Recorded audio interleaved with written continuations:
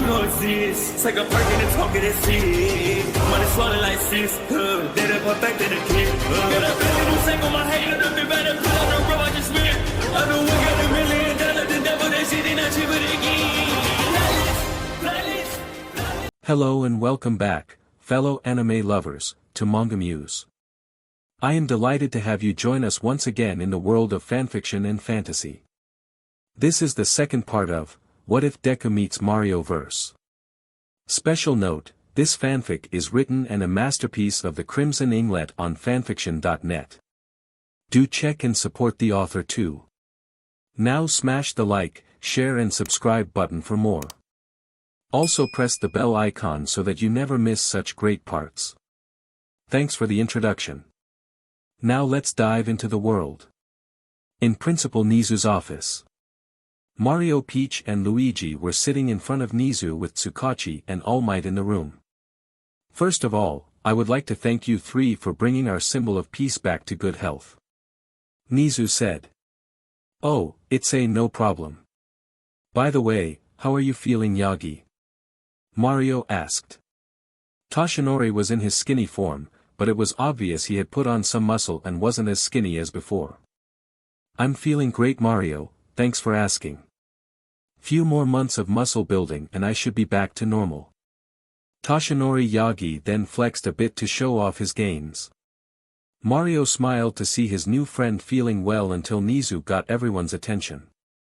While that is all well and good, that is not the reason why I called you all here. Mario, you recall the other power stars that scattered over Japan? Nizu asked, receiving a nod from Mario. Well, we sent out 4 heroes out to retrieve them. Nizu then laid out 4 pictures of the heroes that were sent to retrieve the power stars. One was a ninja, edge shot, the other was a man with a yellow visor and giant red wings on his back, hawks, one was of a buff man with flames surrounding his body, endeavor, and finally one was a tanned, female hero with an athletic build and rabbit-like features, Mirko. Out of these 4 heroes only Hawks was able to retrieve a power star. Endeavor's and Edge Shot's missions were both unfortunate failures as, when they got to their locations, the power stars were nowhere to be found.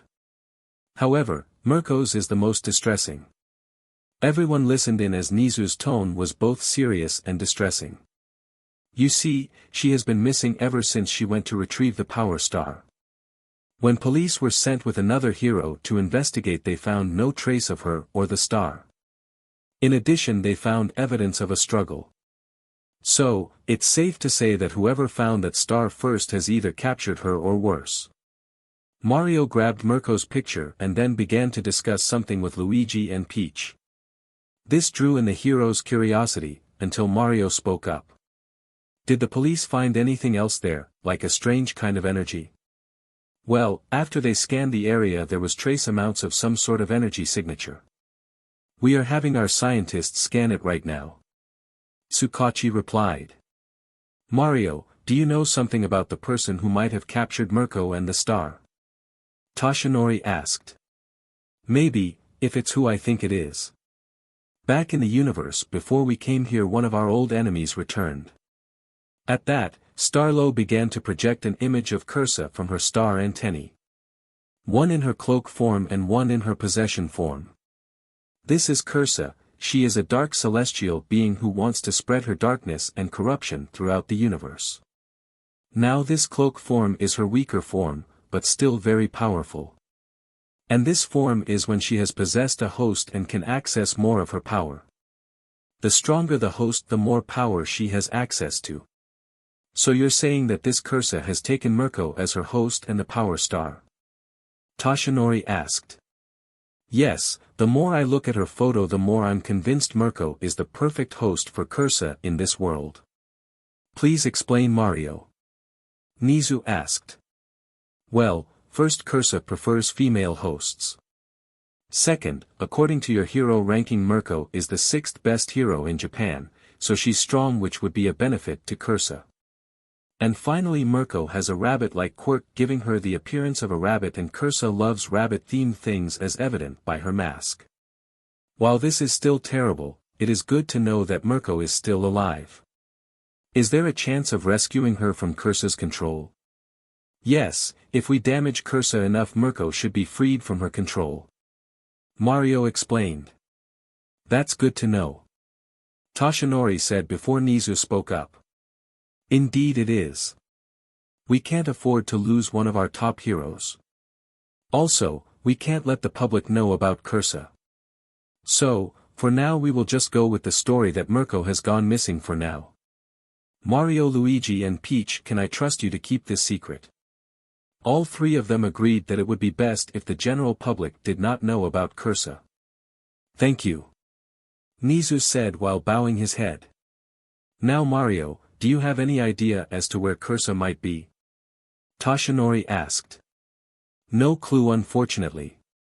But, we've beaten her twice already, so if I had to guess, she's hiding. Biding her time, gathering her strength and watching us for the right moment to strike. Do you think she might be making alliances with some of the criminals in our world? Tsukachi asked. I wouldn't be surprised if she did. In a world full of strange and powerful abilities, she might be looking for the right one to get rid of me and my friends. Do you know if she could steal quirks, Mario? All Might asked with sudden concern. No, she couldn't do that before. But, with the Power Star, almost anything is possible. Mario's explanation brings a look of fear to Toshinori. Is something wrong, Toshinori? Peach asked. Years ago there was a villain who had the ability to steal and redistribute quirks as he pleased. He went by the name of his power, All for One. His influence grew rapidly and he ruled Japan from the shadows. That was until I stopped him. That battle was where I received my injury. If Cursa is able to imitate his power, she could use his name to gather a legion of villains under her. Everyone sat in silence at this revelation. If Cursa did use All for One's name to build an army, it could prove to be catastrophic if she infused them with the power of dark mass. The night continued on with Mario, Luigi and Peach giving detailed information on Cursa's abilities and tactics. They also mentioned that some more friends might be showing up to help defeat Cursa. The next day at the front of UA, Midoriya had arrived and was excited to begin his journey to being a hero. As he was about to walk in, he heard a familiar voice calling out to him. Hey Midoriya. Midoriya turned to see Ochiko Uraraka running up to him. Uraraka, hey. Glad to see you made it. Yep, nice to see you too. So you nervous? Yeah, but still, this is exciting. I know, right? Come on. Uraraka said as she grabbed Midoriya's hand and pulled him inside. They continued walking down the halls looking for their classroom. They found it when they reached a giant door that said 1A on it. Whoa, do giants come to this school? Midoriya said as he and Uraraka gazed upon the giant door. When they entered the room, they were greeted by the sight of two students arguing with each other. Take your feet off the desk right now. You're already disrespecting this academy by scuffing school property, you creep. A tall teen with blue hair and glasses said to Katsuki Bakugo while he moved his arms like a robot. Geez, what happened to you? Did your last school shove a stick up your butt, or were you born with it? Katsuki retorted with a grin. What? Why you? The blue-haired teen then took a deep breath and calmed down. It seems we may have gotten off on the wrong foot. Let's start over. I'm Tenya Ida, from the semi-private academy. Ida said as he stretched out his hand to Bakugo. Semi-huh. So you think you're better than me? I'm going to enjoy tearing you a new one. Bakugo's statement made Ida jump back a bit. You would attack me? Your fellow student, are you sure you're in the right class? Bakugo just scoffed and turned away. That is when he noticed Midoriya with Uraraka at the front of the class. Everyone turned to look at where Bakugo was staring. Oh, hi, good morning. Midoriya said nervously. Good morning. Ida responded while walking up to Midoriya. I am Tenya Ida from. Yeah, I know. Midoriya interrupted. I'm Izukumidoriya, nice to meet you. Midoriya. Ida said before he bowed to Midoriya. You were able to determine that the test had other parameters besides combat. I bow to you as you are the superior student. No, I didn't know about the other parts of the exam. Midoriya said while waving his hands in a dismissive fashion. But, you got so many rescue points. Did you save those other students even when it didn't benefit you? Of course, it's the right thing to do. Besides. Midoriya then raised his fist in an inspiring manner. Isn't it a hero's job to rescue those in need? Such a noble cause. Ida said while he bit his lip in shame and frustration. To think I thought so low of you before. You truly are the superior student. Ida said as he bowed once again. While Midoriya tried to get him to stop, Uraraka spoke up. So, what do you think we're going to be doing today, Midoriya? Do you think it's only going to be orientation? I wonder what our teacher is going to be like. I can't wait to meet everybody.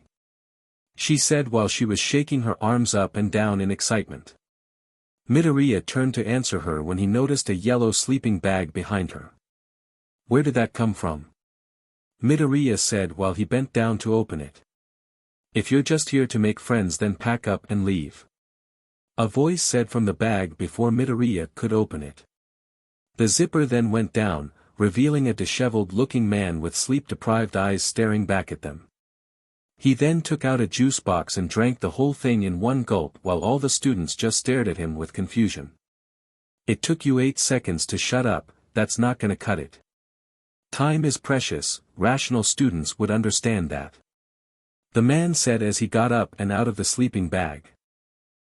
Excuse me sir, but who are you? Midoriya asked. Oh, I'm Shota Aizawa, your teacher. Aizawa replied. This guy is our teacher. All the students said in unison. All right. Enough goofing around. Here, put these on and meet me at the training fields outside. Aizawa said as he pulled out some gym outfits from his sleeping bag. Soon the class was outside in their gym attire while Aizawa got some equipment ready. Mr. Aizawa, what about orientation? We're going to miss it. Uraraka complained. Listen, while at this school I can teach however I want. And I won't bother with useless stuff like that. So instead, we're going to have a quirk evaluation test. So I can get a grasp of your abilities and where you stand. Izukumidoriya. Yes sir. Midoriya responded while his body stiffened up. Catch. Aizawa threw a baseball at him. Since you scored 100 points in the entrance exam, you'll go first. What? How could he have beaten me? Bakugo yelled. In combat points alone you nearly doubled his score, Bakugo, but he made up for it in rescue points. Remember, there is more to being a hero than just beating the bad guys. Aizawa explained while Bakugo just scoffed and turned his head away. Rescue points just mean judges that don't know what the hell they're doing. I'll expose that DMN nerd's weakness during these tests. Bakugo thought while Midoriya went up to the throwing spot. Midoriya, what was your farthest throw in junior high? Aizawa asked. Oh, well, it was 10 meters, probably. Midoriya answered while rubbing the back of his head. Alright then, try throwing that ball with your quirk. Should I use 25%? No, if I do I'll injure myself and make the rest of the tests harder. 20% should be good enough. Midoriya thought as he activated One for All. Let's say go. Midoriya yelled as he threw the ball. Isn't that one of Mario's catchphrases? Aizawa thought. Well sir, how did I do? Midoriya asked. Aizawa turned the device in his hands to reveal that Midoriya had reached a distance of 705.3 meters. Whoa, 705 meters. That's crazy. A teen with weird elbows said. I wanna go. This looks like fun. A pink-skinned girl said. Fun is it? You won't think it's fun when the person in last place gets expelled. Aizawa said threateningly. Before anyone could say anything, Bakugo charged at Midoriya with explosions already going off in his hand. "Hey Deku! You better tell me how you did that or you're dead!" he yelled. Before anyone could do anything, Bakugo was caught by Aizawa's scarf. "What the hell? Why is your scarf so strong? And what happened to my quirk?" "My scarf is a special capture item made of a Kevlar weave and I erased your quirk," Aizawa replied, his hair now standing up and his eyes glowing red. That is when Midoriya spoke. "Wait, now I remember. You're the underground hero who takes his enemies by surprise by erasing their quirks. Erase her head. Midoriya, get back in line, and as for you Bakugo." Aizawa then released Bakugo and returned his quirk. "Since you have so much energy, you can go next." Bakugo took his place as he gave a glare towards Midoriya. "I'll put some fire into this throw. I'll blow them all away, especially you Deku," Bakugo thought as he charged up his throw. "Now die!" he yelled as he threw the ball with an explosion. "Die!" the rest of the students thought. "Not bad," Aizawa said as he revealed Bakugo had thrown the ball 705.2 meters. "No way, again," the teen with weird elbows said. "Man, those two are crazy strong," a teen with electric yellow hair said. "Alright Bakugo, get back in line. Next," Aizawa said to get everyone moving again. Point 2. That means that he beat me. DMN it, Bakugo thought as he rejoined the other students. "Excuse me, sir." A girl with earphone jacks on her ears spoke up. "You weren't being serious about expelling last place, right?" "No, I was being completely serious," Aizawa replied. "But that's totally unfair," a small boy with purple ball on his head yelled. "The world is filled with unfairness. It's a hero's job to combat that unfairness. Go beyond your limits," Aizawa said while glaring at his class. The rest of the throws went by uneventfully until Uraraka got a score of infinite by using her quirk to make the ball weightless. The next test was the 50-meter dash. Midoriya and Bakugo took their places next to each other. At the sound of the starter pistol they both shot off. Bakugo using his explosions and Midoriya using 20% of one for all. Bakugo had gotten a time of 4.13 seconds while Midoriya got one of 4.26 seconds. Bakugo gave a grin towards Midoriya as they made their way back to let Ida and Tsuyu Azui, a girl with a frog quirk, go. Ida made a time of 3.04 seconds while Azui got one of 5.58 seconds. Well, he's definitely in his element. But speed won't help him in everything, Aizawa commented. Next was Ochiko Uraraka and Mashireo Ojiro, a boy with a tail quirk. At the shot of the pistol they went, Uraraka using her quirk to make her clothes weightless while Ojiro used his tail to propel himself. Ojiro scored a time of 5.49 seconds while Uraraka got one of 7.18 seconds. Next was Yuga Aoyama, a boy with a belly button laser, and Mina Ashido, a pink-skinned girl who can secrete acid from her skin. When the pistol went off, Yuga propelled himself with his laser and Mina was skating using the acid from the soles of her feet. But Aoyama stopped midway, letting Mina take the lead. Mina scored a time of 5.49 seconds while Aoyama got one of 5.51 seconds. Next was the grip strength test. With 20% Midoriya was able to score 346 kilograms, only being beaten by Meza Shoji, a boy who has the power to duplicate any body part including his arms. Next was the standing long jump which Midoriya was easily able to clear thanks to One for All. Next was the side-to-side jumps, and with that the tests were done. Alright then, I've ranked you all from best to worst on the scoreboard. You should have an understanding of where you stand. I'll just put up the whole list, it's not worth going over each individual score, Aizawa said as he pushed a button on the remote to project a holographic scoreboard. Midoriya had ranked 3rd overall, coming behind Shoto Todoroki and Katsuki Bakugo. Minoru Mineta. Aizawa called out. The small boy with purple ball began to shake in fear. You are expelled. Everyone gasped, until Aizawa held up his finger. If you don't show some improvement soon. Yes sir. Mineta said, still shaking in fear. All right then, we're done. Make sure to pick up a syllabus from the classroom and go over it before tomorrow. That is all. Aizawa said as he walked away. Later on, as Midoriya was about to leave school, he was approached by Uraraka and Ida. Hey Midoriya. Ochiko called out. Oh hey Uraraka and Ida. Nice to meet you again Midoriya. Ida said as he stuck his hand out for Midoriya. Likewise. Midoriya replied, shaking Ida's hand. If you're heading for the bus station, then we should all go together. Ochiko suggested, receiving nods from Midoriya and Ida. Move it Deku. Bakugo yelled as he walked by them while glaring at Midoriya. Why is he like that? Ochiko asked.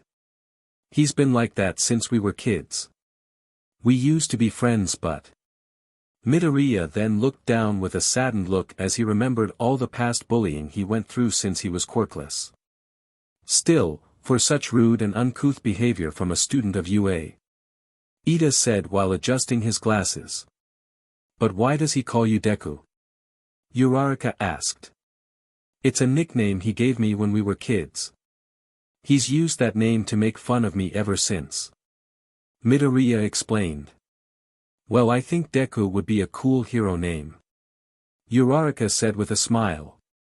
Maybe. Midoriya said in contemplation. The three chatted as they walked towards the bus station. Later at the beach near Midoriya's home.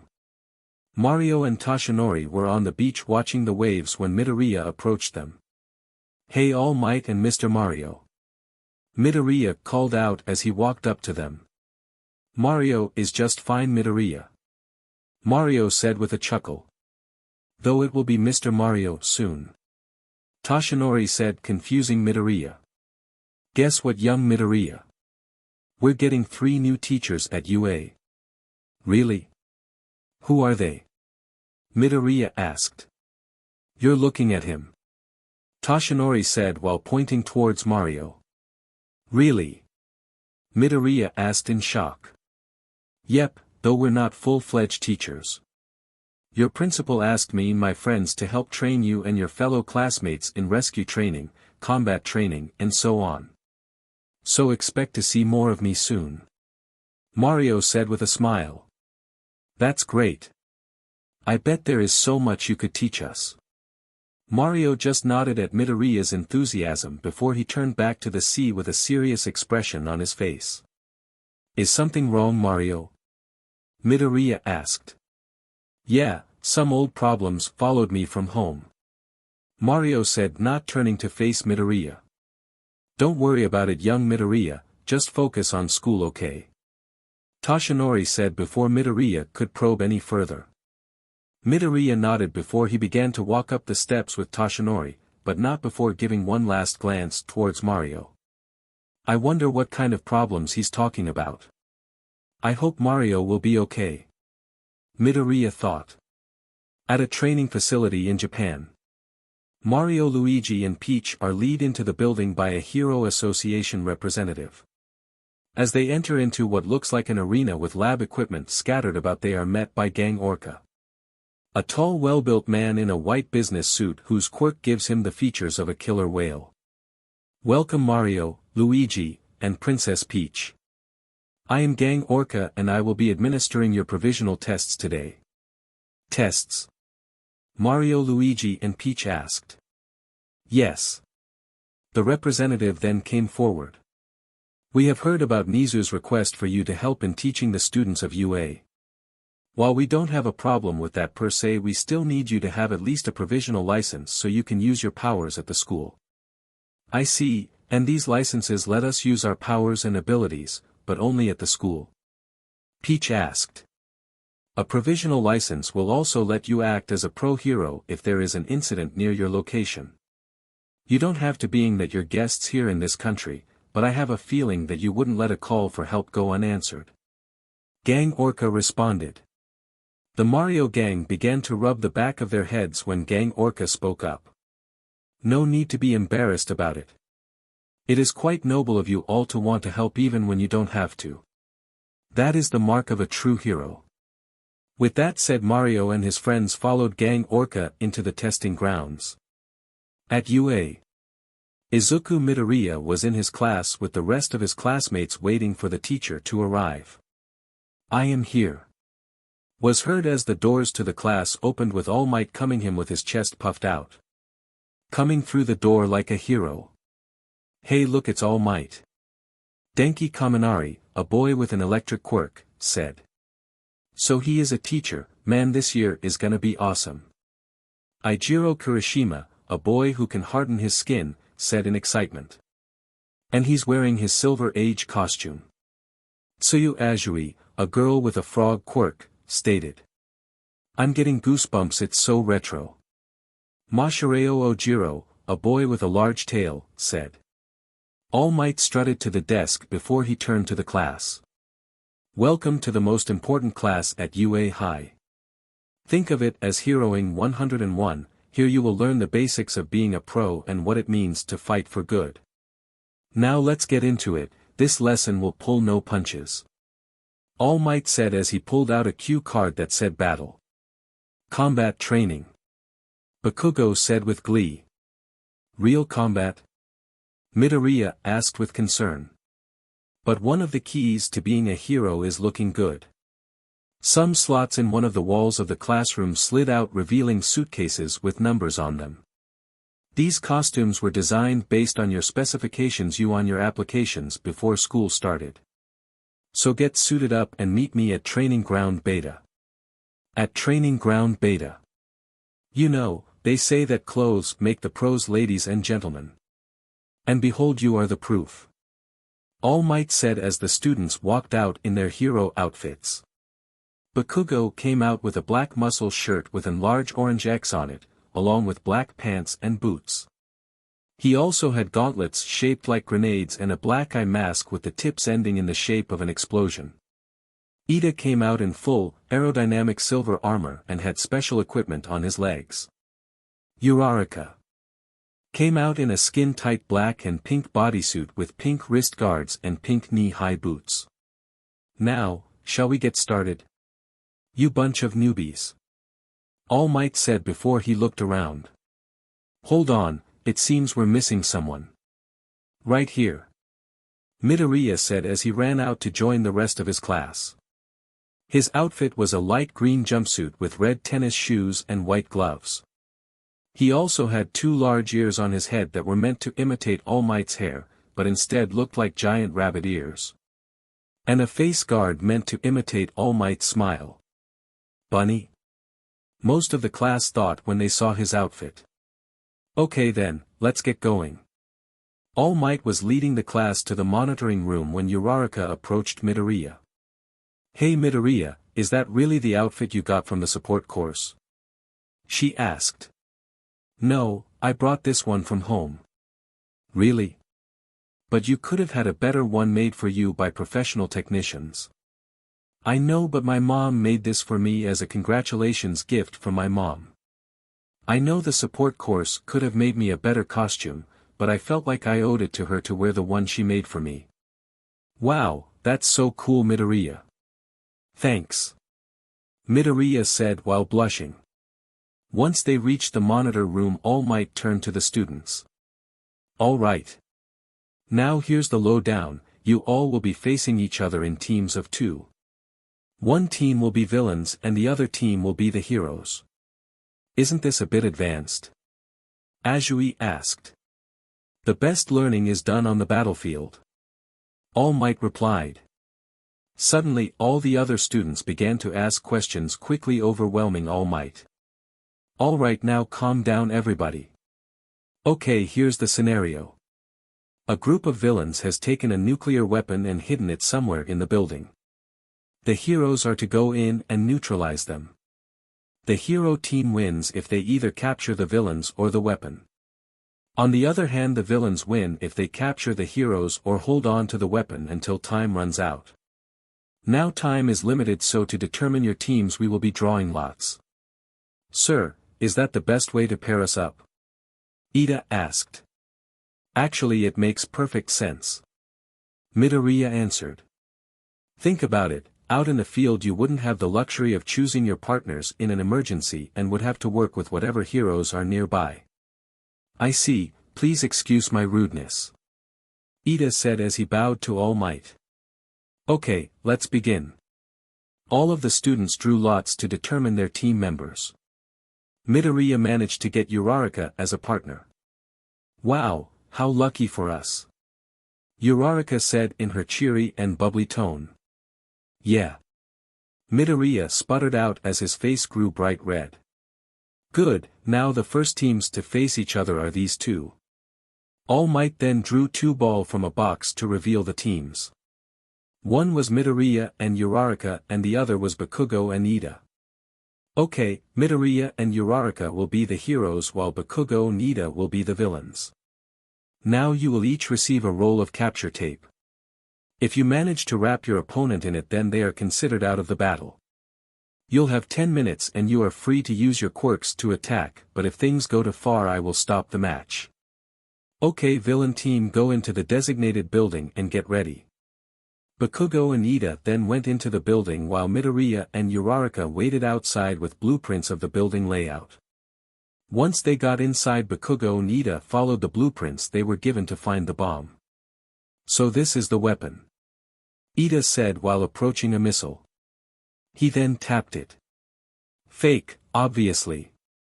Ida then turned to his partner who was staring silently at the door to the room. Hey, do you think that nerd actually has a quirk? Bakugo asked.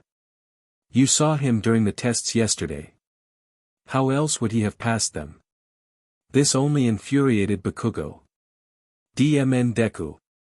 Were you just pretending to be quirkless this whole time? Trying to make me look like a fool? Bakugo thought. You know, you seem to be unusually upset at Midoriya for some reason. Did something happen between you two? Shut it, Four Eyes. Ida just stood in silence at Bakugo's outburst. Meanwhile, outside, Midoriya and Uraraka were studying the blueprints they had. Man, there are so many floors. Do they really expect us to memorize this? Uraraka asked Midoriya. However, Midoriya was just staring at the building. Midoriya?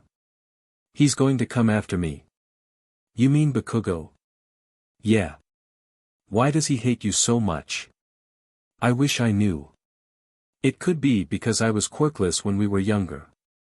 Really?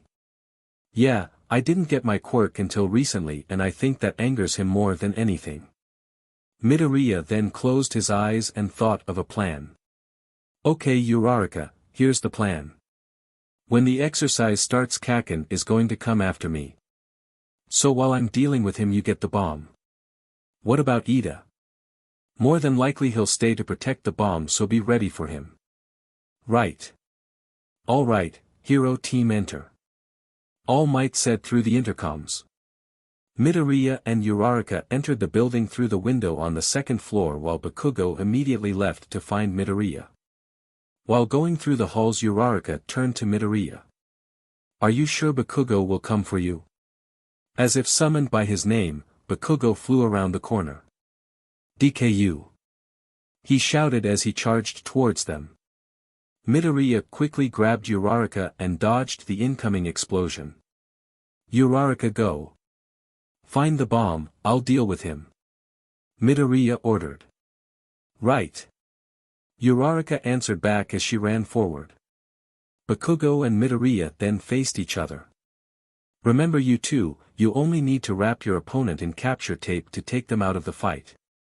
All Might said through the intercoms. But Bakugo didn't care and Midoriya had a feeling he wouldn't get the chance to wrap Bakugo. I'm going to show everyone, Deku. Bakugo said, confusing Midoriya. I'm going to expose how weak you really are. Right here, right now Deku. Midoriya began to back up in fear, but then he remembered all of his training that he did with Mario and All Might.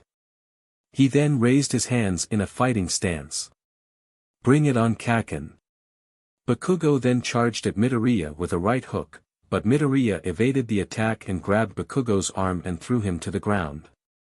What the hell? How did you do that, Deku? Bakugou stood up in bewilderment at what just happened. You remember my hero journal, right, Kaken? The one you tried to destroy. I wrote down everything I could about heroes and their fighting styles in there, including yours. And I know that you always start the fight with a right hook. Midoriya then looked straight at Bakugou. So you can call me Deku all you want, but Deku is now the name of a hero. You DMN nerd. Bakugou glared at Midoriya while charging up explosions in his hands. Back with Uraraka, she made it to the 4th floor where the bomb was. She was hiding behind a pillar while watching Ida. Ayad seemed to be lost in thought. Why is Bakugou acting like this? It is unbecoming of a hero, but wait. That's right now I'm not a hero, I'm a villain. So that means I must fully embrace villainy. I am a villain, with dastardly plans to uproot all of hero society. Ida said in his best villain voice. Uraraka found this so funny that she couldn't help but let out a small chuckle as well as most of the class in the monitoring room. Unfortunately Ida heard her. Aha! There you are, do-gooder. Ah, CRP. So you have come to face your doom. You may think you will be successful, but... Uraraka then used her quirk to float. And went for the bomb. I wasn't done yet. Ida said in shock. Sorry, Ida. Uraraka was about to touch the bomb, but Ida had used his quirk, engine, which gives him engines in his legs for accelerated movement, to move the bomb to the other side of the room before Uraraka could grab it. What? Uraraka said as she landed on the ground. Ayad was wiping his forehead in relief. That was too close. It won't be that easy, hero. Uraraka leapt at the bomb again. However, when Ida moved the bomb, Uraraka had twirled in the air and changed her momentum and direction and was once again moving toward the bomb. Although shocked by this maneuver, Ida quickly recovered and moved the bomb before Uraraka could touch it. Nice try, hero. Ida boasted. Dang it. Uraraka muttered under her breath. While she was contemplating a plan to reach the bomb, Midoriya and Bakugou were still fighting. Midoriya was knocked to the ground by an explosion and Bakugou was about to land another on him. But Midoriya had rolled out of the way and delivered a counter-punch into Bakugou's gut, sending him skidding down the halls. Bakugou was panting while giving Midoriya a death glare when his gauntlet glowed red. Finally, it's ready.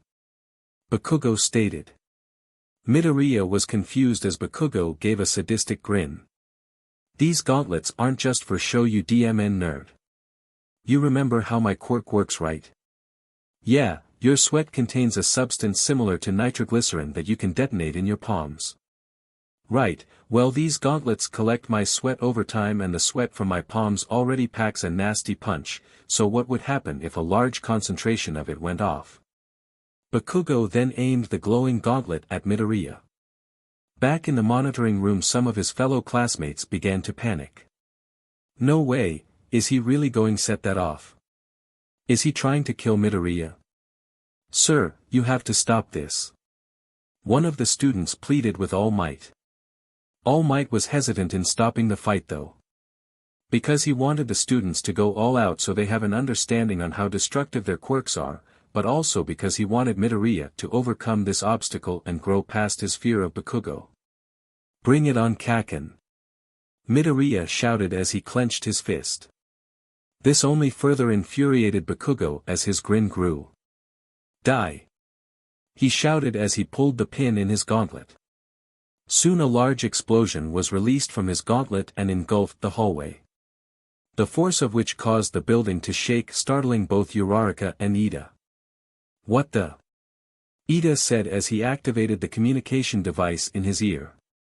Bakugou, what happened?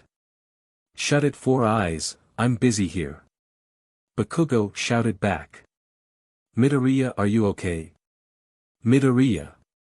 Uraraka tried calling on her earpiece but received no answer. The rest of the class in the monitor room stood in silence, believing Bakugo had in fact killed Midoriya. Until one of them pointed out something in the corner of the screen. It was Midoriya. He had avoided the blast by taking cover in an adjacent hallway. As he got up, Bakugo could only scowl at how difficult it was to defeat Midoriya. Your aim was off, Kaken. Deku. Bakugo growled as he charged at Midoriya with his right arm pulled back. Midoriya prepared a counter, but the attack was a feint as Bakugo aimed his right hand downward. The resulting explosion sent him over Midoriya, avoiding the attack and giving him an opening. Bakugo launched an explosion at Midoriya's back, sending him to the ground. As Bakugo walked towards Midoriya, Midoriya tried to kick out Bakugo's legs. But Bakugo had jumped and avoided the attack. Nice try, UDMN now. Bakugo was interrupted as Midoriya had corrected himself and launched a donkey kick into Bakugo's gut. As both boys were on their knees panting heavily, All Might started speaking through the intercoms. 2 minutes left. With that, Bakugo was even more determined to defeat Midoriya before time ran out. He charged at Midoriya, but Midoriya had caught his arm. Bakugo then swung his other hand, but Midoriya caught it as well. Midoriya made sure to aim the palms away from himself so Bakugo couldn't blow him up. The boys were stuck in a stalemate for 15 seconds when Midoriya charged one for all into his legs and launched them at the ceiling. Bakugo noticed that he would hit the ceiling and used his quirk to change their positions. But Midoriya had gone with the momentum and the boys were spinning rapidly as they crashed through the ceiling. Midoriya. Uraraka called out through the headset. Yeah, Uraraka. We only have a minute and a half left and I can't get the bomb. Where are you located? On the 4th floor. That's when Midoriya had an idea. Uraraka, can you get Ida to move the bomb again? Yeah, hang on. Uraraka then charged towards Ida again and again. Ida moved the bomb before Uraraka could reach it. But this was what Midoriya wanted as he heard the scraping of the bomb right above him. Okay, Uraraka, wait for my signal and then make a move for the bomb. Okay, what's the signal? Trust me, you'll know it when you see it. Both Midoriya and Bakugo got up and faced each other when Midoriya put his plan into action. Come on, Kaken. I thought you wanted to be the strongest, not win by technicalities and timeouts. Midoriya provoked Bakugo. This worked as Bakugo charged with the other charged gauntlet. At the last second, Midoriya ducked and kicked the gauntlet up, causing Bakugo to blow up the ceiling above them. With Uraraka and Ida, Uraraka was waiting when Ida was suddenly blown away with an explosion from below. Taking her chance, she leapt at the bomb and clung onto it. I got it. The hero team wins. All Might shouted on the intercoms. And with 5 seconds to spare. Man, talk about close. Kaminari stated. Yeah, but the way Midoriya managed to turn things around at the last second. Talk about manly. Kirishima said. He may be a good planner, but it was obvious Bakugo had the advantage the whole time. I guess Midoriya's quirk isn't so strong after all. Mineta, a boy with purple ball on his head, said. What do you mean? He destroyed that giant 0-point robot during the entrance exam, plus he managed to get great scores on all the fitness tests before. Of course he has a strong quirk. Zero, a boy with weird elbows, said. Then why didn't he really use it? Ojiro asked. Probably because he doesn't have as much combat experience compared to Bakugo. Remember, Bakugo did score the highest points combat-wise. Azui answered. Back at the battleground. Uraraka was checking on Ida after the battle to see if he was alright. You okay, Ida? She asked. Yes, my costume absorbed most of the impact thankfully. Though I must commend Midoriya for using my partner's own explosions against me. Ida stated as he got up and dusted himself off. Back with Midoriya and Bakugo, Midoriya was getting up while Bakugo stood in silence at his defeat. Sorry Kaken, but this was the only way I had at winning, given the current situation. Good work you two. All Might said as he entered the room. He then gave Midoriya a note. Here Midoriya, go see recovery girl about your burns. Right. Midoriya took the note and left. Meanwhile Bakugo was having a mental breakdown. DMN, I lost. And he said this was his only chance given the situation. Does that mean if we went all out? If there was no bomb or time limit to distract us, then I would have. Bakugo was broken out of his thoughts when All Might placed a hand on his shoulder. Whoa, cool your jets young. Bakugo. You can still grow from defeat, if you are willing to learn. Now let's go review your battle. At the monitoring room, and after Midoriya got back, All Might finished the review of the battle. Alright young heroes, now for the MVP of the fight. It is, young Ida. This caught everyone by surprise. Shouldn't the MVP be one of the heroes? Kirishima asked. Good question, can someone answer why I didn't choose one of the heroes? That is when Momo Yaoyorozu, a girl with long black hair in a ponytail and a red outfit with lots of exposed skin, as it lets her quirk, creation, work best, spoke up. Yes sir, it is because Ida truly embraced this challenge. He was the only one who truly adapted to his assigned role. As you pointed out, Bakugo let a personal grudge get in the way of protecting his objective and caused extensive damage that could have set off the bomb. Meanwhile Uraraka let Ida's acting get the better of her and revealed her position. If she had kept quiet she could have ended the test early. And while Midoriya's plan succeeded, he took full advantage of the fact that this was a controlled test and the bomb was fake.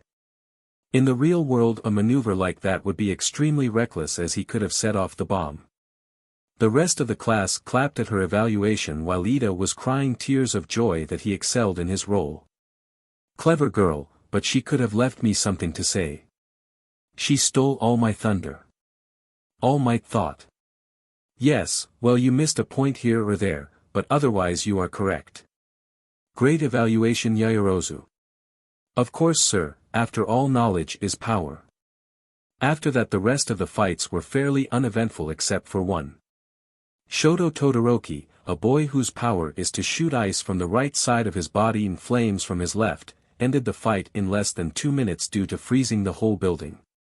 After seeing this display of power, Bakugo grew even more infuriated with his defeat. Midoriya had noticed and wanted to say something, but didn't know what to tell Bakugo. After the class was over, all the students changed out of their hero outfits and were ready to head home. Midoriya was roaming the halls looking for Bakugo when he ran into All Might. Why hello there young Midoriya. Tell me, have you seen young Bakugo by any chance?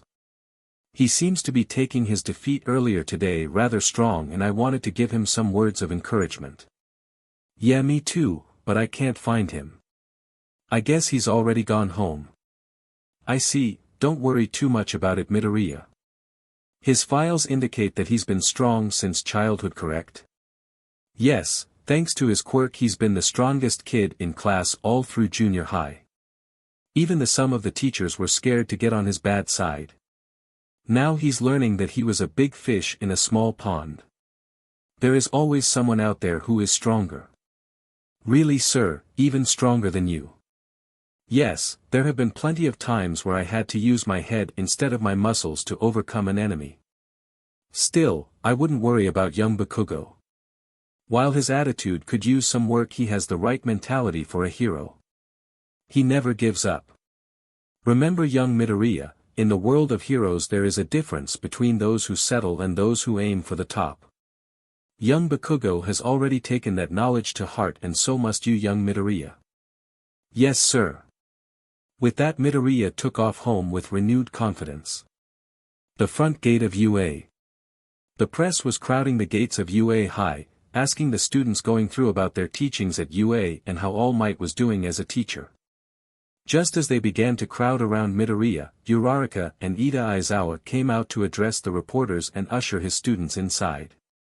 Okay, that's enough questions from the vultures. Now head on to class, I'll be there momentarily. With that the students went inside while Aizawa turned to address the press. Please stop harassing our students with pointless questions. Pointless. The reporter shouted while marching up to Aizawa. You listen here, mister, it's a reporter's job to find the truth, and right now we need to know how All Might, the #1 hero, is adjusting to school life. Not to mention how he teaches. The public both demands and deserves to know these facts. Look, we at UA are doing our best to mold these students into fine upstanding heroes, and I can assure you that every student here has potential. As for All Might, he's not here at the moment. Now if that's all, have a nice day. Aizawa then turned away as the reporter tried to ask more questions. Why you? Fine, I'll just go in there and ask All Might himself. No wait.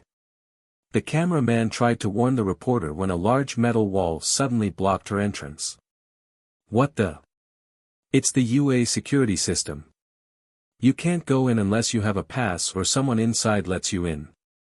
Those jerks. Trying to deny us the truth like that. We deserve to know how the #1 hero teaches his students. The reporter yelled, trying to rally up her fellow reporters. Unbeknownst to anyone, a hooded figure was watching from the distance. When the reporters were distracted with themselves, he quietly walked up to the metal wall and placed his hand on it. In seconds the wall disintegrated to dust and he was gone before anyone noticed.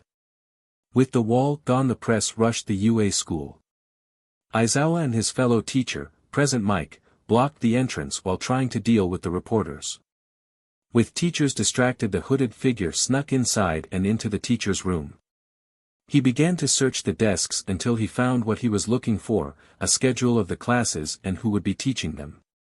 Before he turned away he noticed something else on the desk, that is when someone called him on his earpiece. Tomura, the police are on their way. Have you found the schedule yet?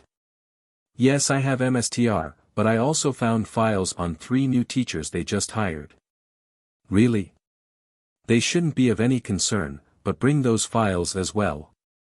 It's best to be prepared after all. With that the hooded figure grabbed the files before he turned and walked into a portal that had formed in front of him. Afterwards the police arrived and escorted the press off of school grounds. After the chaos, Class 1A had determined their class president to be Tenya Ida while Momo Yaoyorozu was made vice president. The next day in the downtown area, a large villain was attacking some bystanders when California slap. All Might had swooped in at the last second and defeated the villain with a single slap. All Might. One of the bystanders cheered. No need to fear, citizens, I have taken care of the villain. Now I must be on my way, the police will handle it from here. All Might then leapt away as the police arrived to arrest the villain. I really must thank Mario again. Thanks to exercise I've upped my time to 12 hours as long as I don't overexert myself. Suddenly there was another cry for help. Help. It's a hit and run. A hero's job is never done.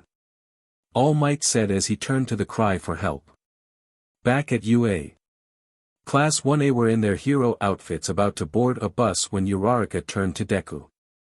Hey Midoriya, is that your gym outfit? Oh yeah. My hero outfit was destroyed in a combat exercise yesterday, so have to wear this until they fix it. Alright everyone. Ida yelled, getting everyone's attention. Using your student numbers form 2 neat lines so we can board the bus efficiently. Everyone began to board the bus, but its layout didn't match the seating order Ida had made. Cursed bus layout. It completely ruined my seating plan. Ida said while pouting. Ida, you really need to chill. Mina said. If we're pointing the obvious, then there's something I want to ask you, Midoriya. Tsuyu said as she turned to Midoriya. Oh, what is it, Tsuyu? Please just call me Tsu. Oh okay, so what's up? It's about your power, isn't it a lot like All Might's? Whoa, hold up Tsu, you're forgetting that All Might's punches are a lot stronger and he doesn't hurt himself when he uses it. That makes a huge difference. Kaminari stated. I guess you're right. Tsuyu said. Well, I still think that it's an awesome power. It'll definitely help you become popular, unlike mine.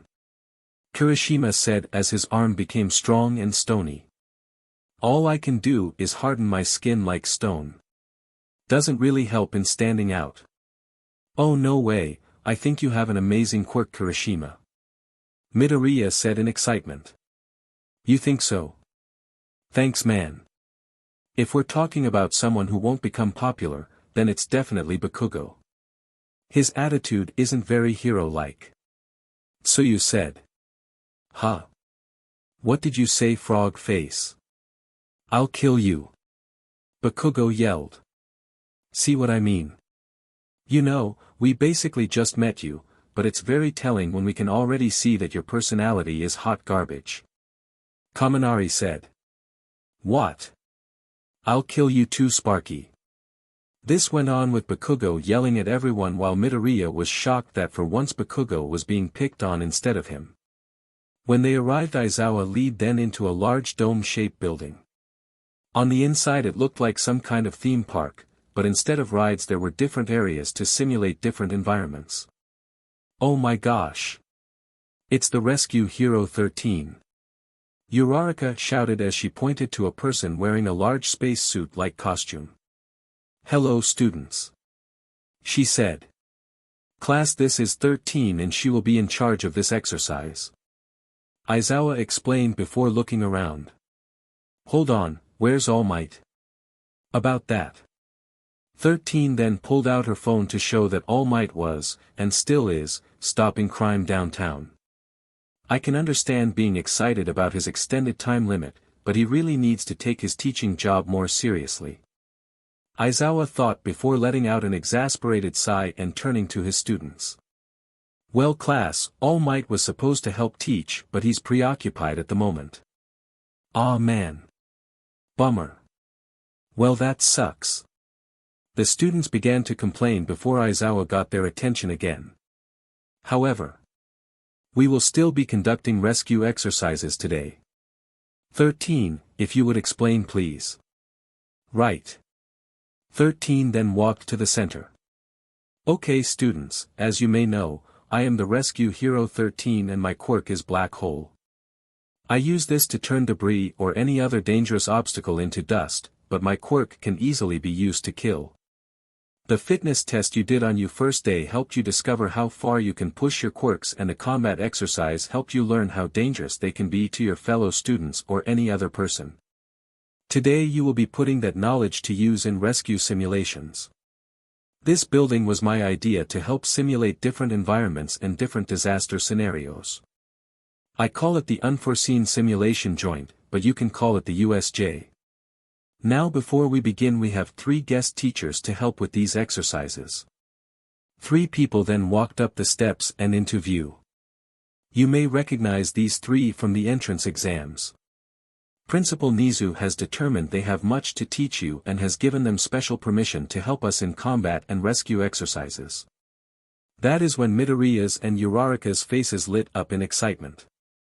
Mario. Midoriya called out. Peach. Uraraka called out. Mario and Peach waved back at the two. Wait, you know them? Rikido Sato, a boy who becomes stronger the more sugar he eats, asked. Yeah, I met Peach 3 days before the makeup exam. She helped me train by. Hold on Uraraka. Peach called out, interrupting Uraraka. That's our little secret, remember? Oh right. Huh. Wait, what secret? Come on, tell me. Mina said as she began to shake Uraraka. Enough. Aizawa yelled, stopping Mina's questioning of Uraraka. We don't have much time, so if you 3 could please introduce yourselves. Hello, I'm a Mario. And I'm a Luigi. And I am Princess Peach, but just Peach is fine. Peach said as she curtsied to the class. So elegant. Yaoyorozu said. And pretty. Kaminari commented. I wonder what she looks like under that. Mineta said before being smacked by Tsuyu's Tanj before he finished his sentence. I wonder why they're even here. They don't look that strong. Bakugo bluntly stated.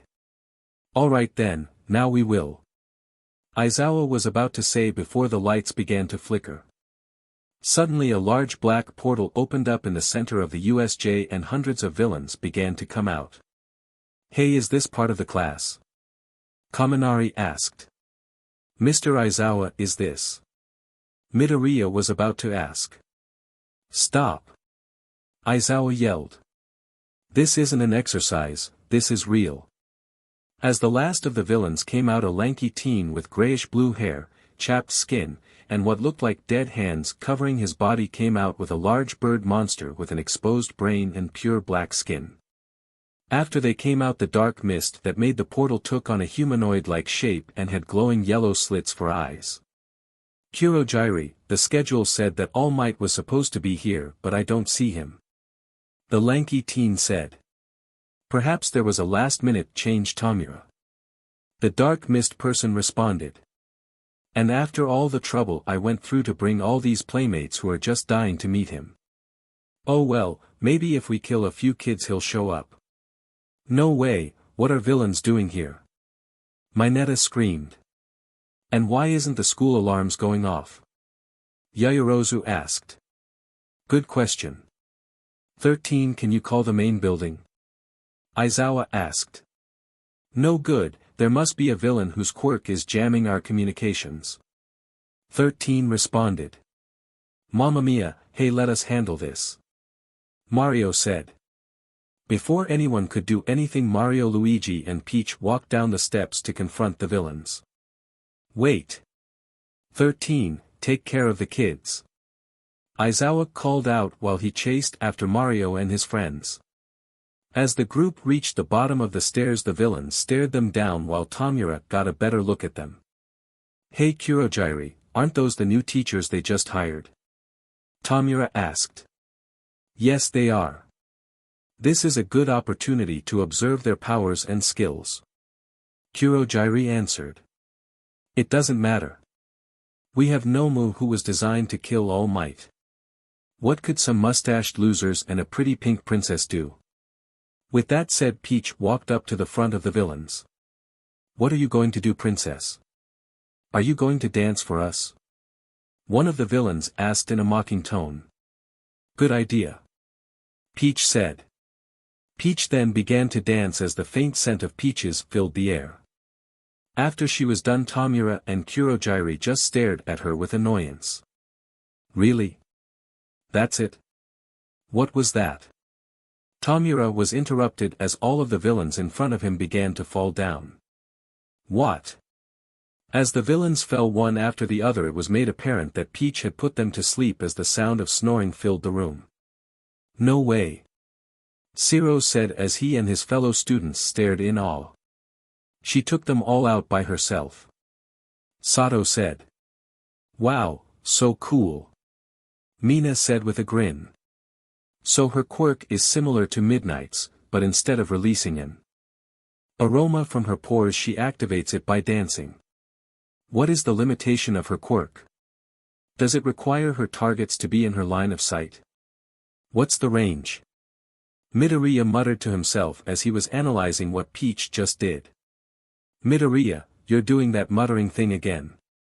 Uraraka said, getting Midoriya's attention. Oh, sorry about that. Alright then, it appears they can handle this. Come on kids. We're leaving. 13 yelled as the class began to follow her to the exit. Back with Tamura and Kurogyri, Tamura began to furiously scratch at his neck. That, pink, dumb, blonde, bimbo just took out more than half our forces. Kurogyri, warp in some of our allies that were scattered around the facility and stop those kids from escaping. As Kurogyri opened more portals to bring in backup, Tamura just glared at Peach. Nomu, go kill that beach. He ordered. Nomu then charged at Peach at insane speeds and launched a devastating punch. After seeing the shocked look on Aizawa's face and the wind from the attack, Tamura smiled, assuming Peach was a bloody stain on Nomu's fist. Only for his eyes to widen in shock from seeing that Mario had caught the fist.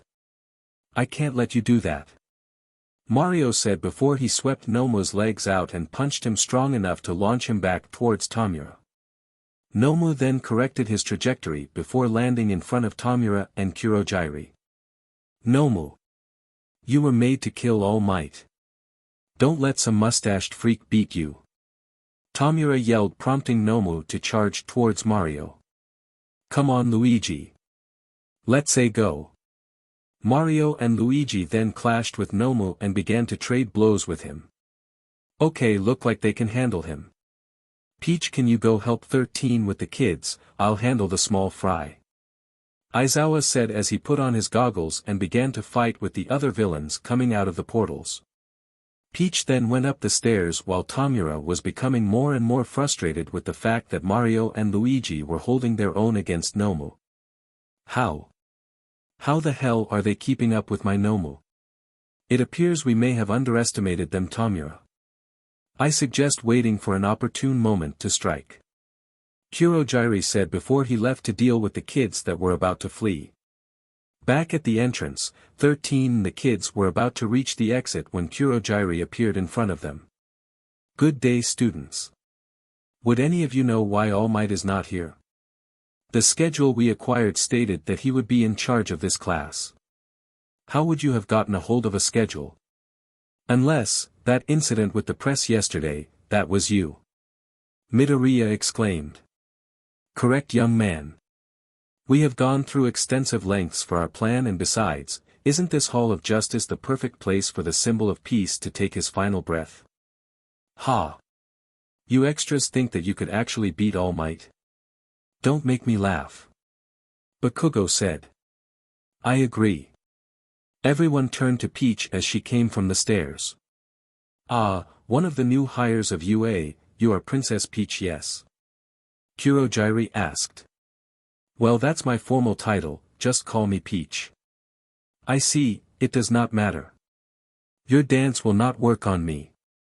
"Really? Well, that's not the only tool I have in my toolbox."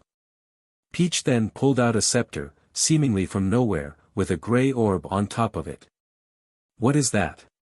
Kurogiri asked with concern. "Oh, this?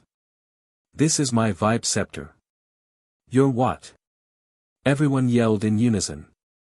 "My vibe scepter," Peach reiterated. Mineta and Kaminari just snickered in the back while all the other boys just had a deadpan expression and some were blushing. Meanwhile, all the girls were either covering their faces or just their mouths in shock and embarrassment.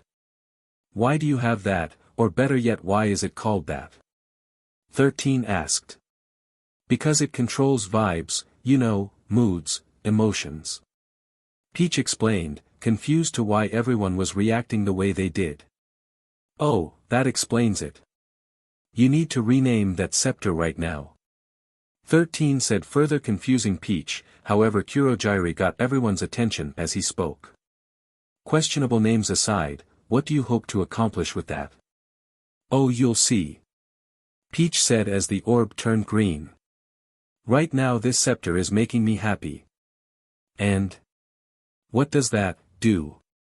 What is wind?" Kurogiri yelled as a strong wind began to blow around him and Peach. "And when I'm happy, the winds of fortune blow my way," Peach exclaimed as she began to float up with the wind. Kurogiri, on the other hand, was struggling as the wind began to blow away the dark mist surrounding him and revealing his true body. "No, the winds are too strong. I can't make a portal," Kurogiri yelled as the wind surrounding him began to lift him up into the air. As Peach was on top of him, the wind stopped and they both fell to the ground with Peach landing on top of Kurogiri. "And when I'm angry," Peach said as the orb turned red.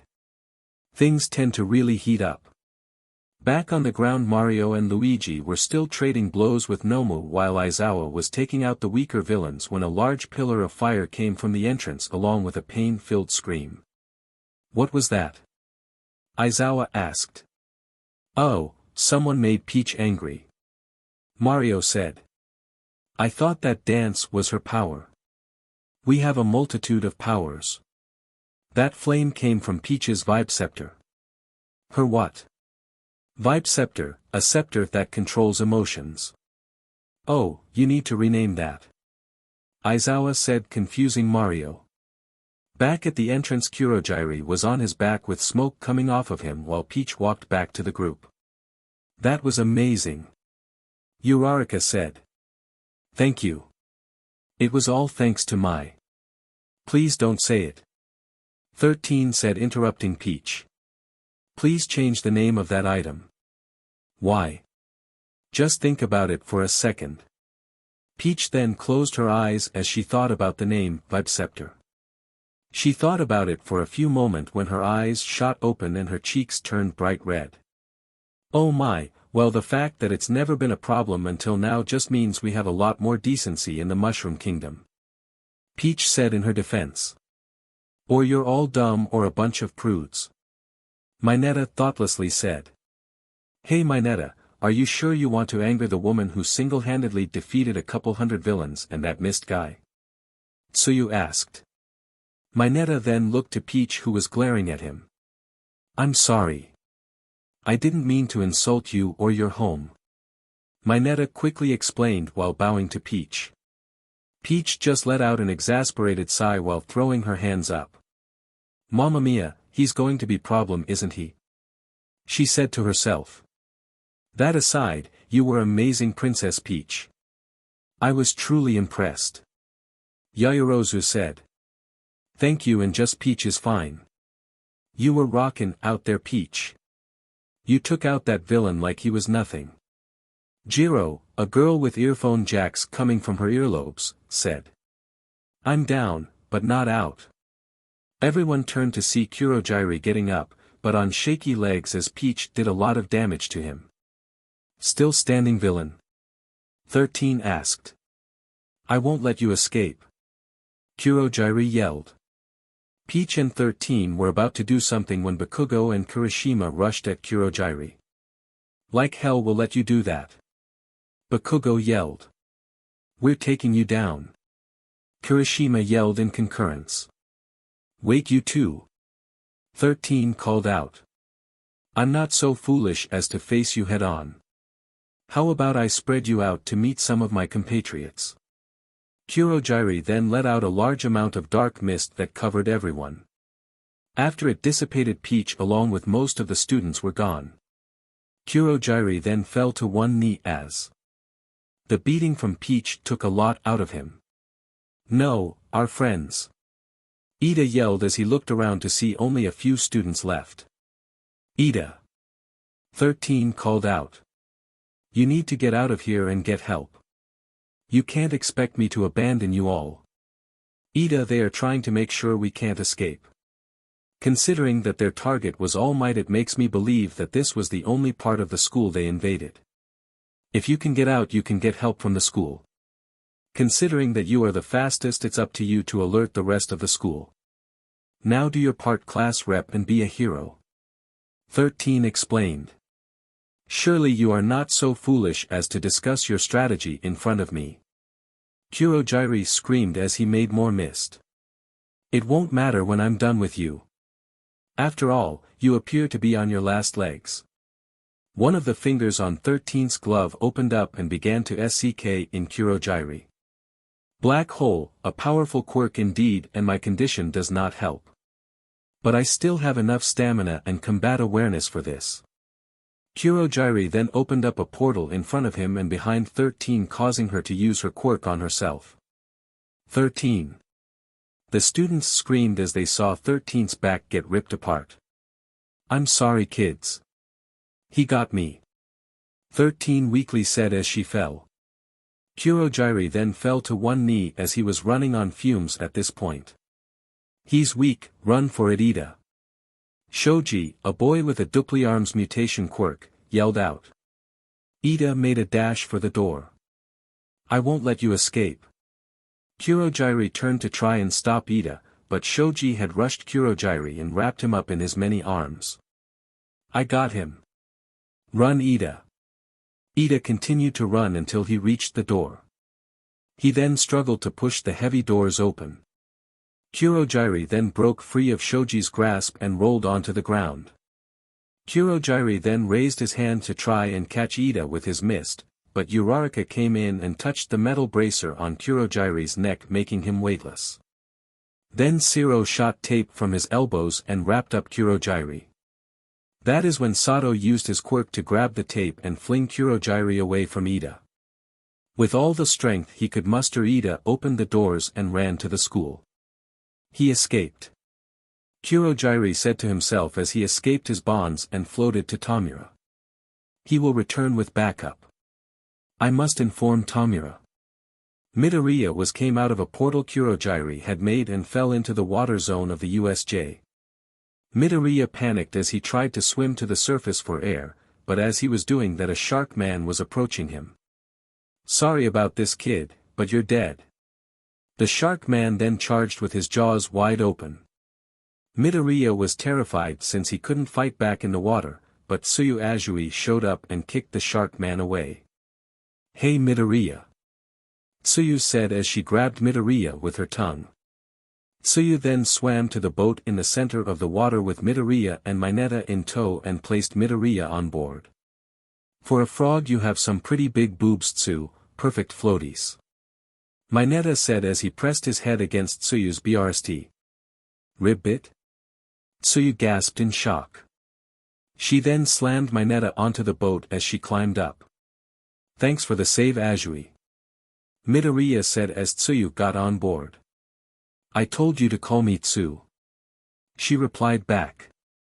"Oh right, sorry about that I mean Tsu." "Oh thank goodness you kids are alright." The three looked up to see Peach floating down onto the boat. "Yeah, thanks to Tsu," Midoriya said. Peach then walked out to the railing of the boat and looked at their surroundings. "Oh dear, it seems we're surrounded." The three students walked over to see that the villains were in the water and had made a circle around the boat. Mineta then fell back in fear as tears started to form in his eyes. "So, how's the best way to handle this?" Midoriya asked the group. "What do you mean, handle this? What are we supposed to do?" Mineta yelled while crying. "We're just kids, the best thing to do is stay here and wait for one of the heroes from UA to rescue us. Or better yet, what about you?" Mineta yelled while pointing at Peach. "You're the adult and the teacher, why don't you do something?"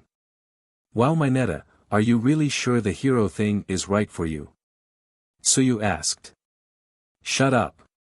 I just got out of junior high, I didn't think we would be fighting actual villains already." "Oh mamma mia, just stay put.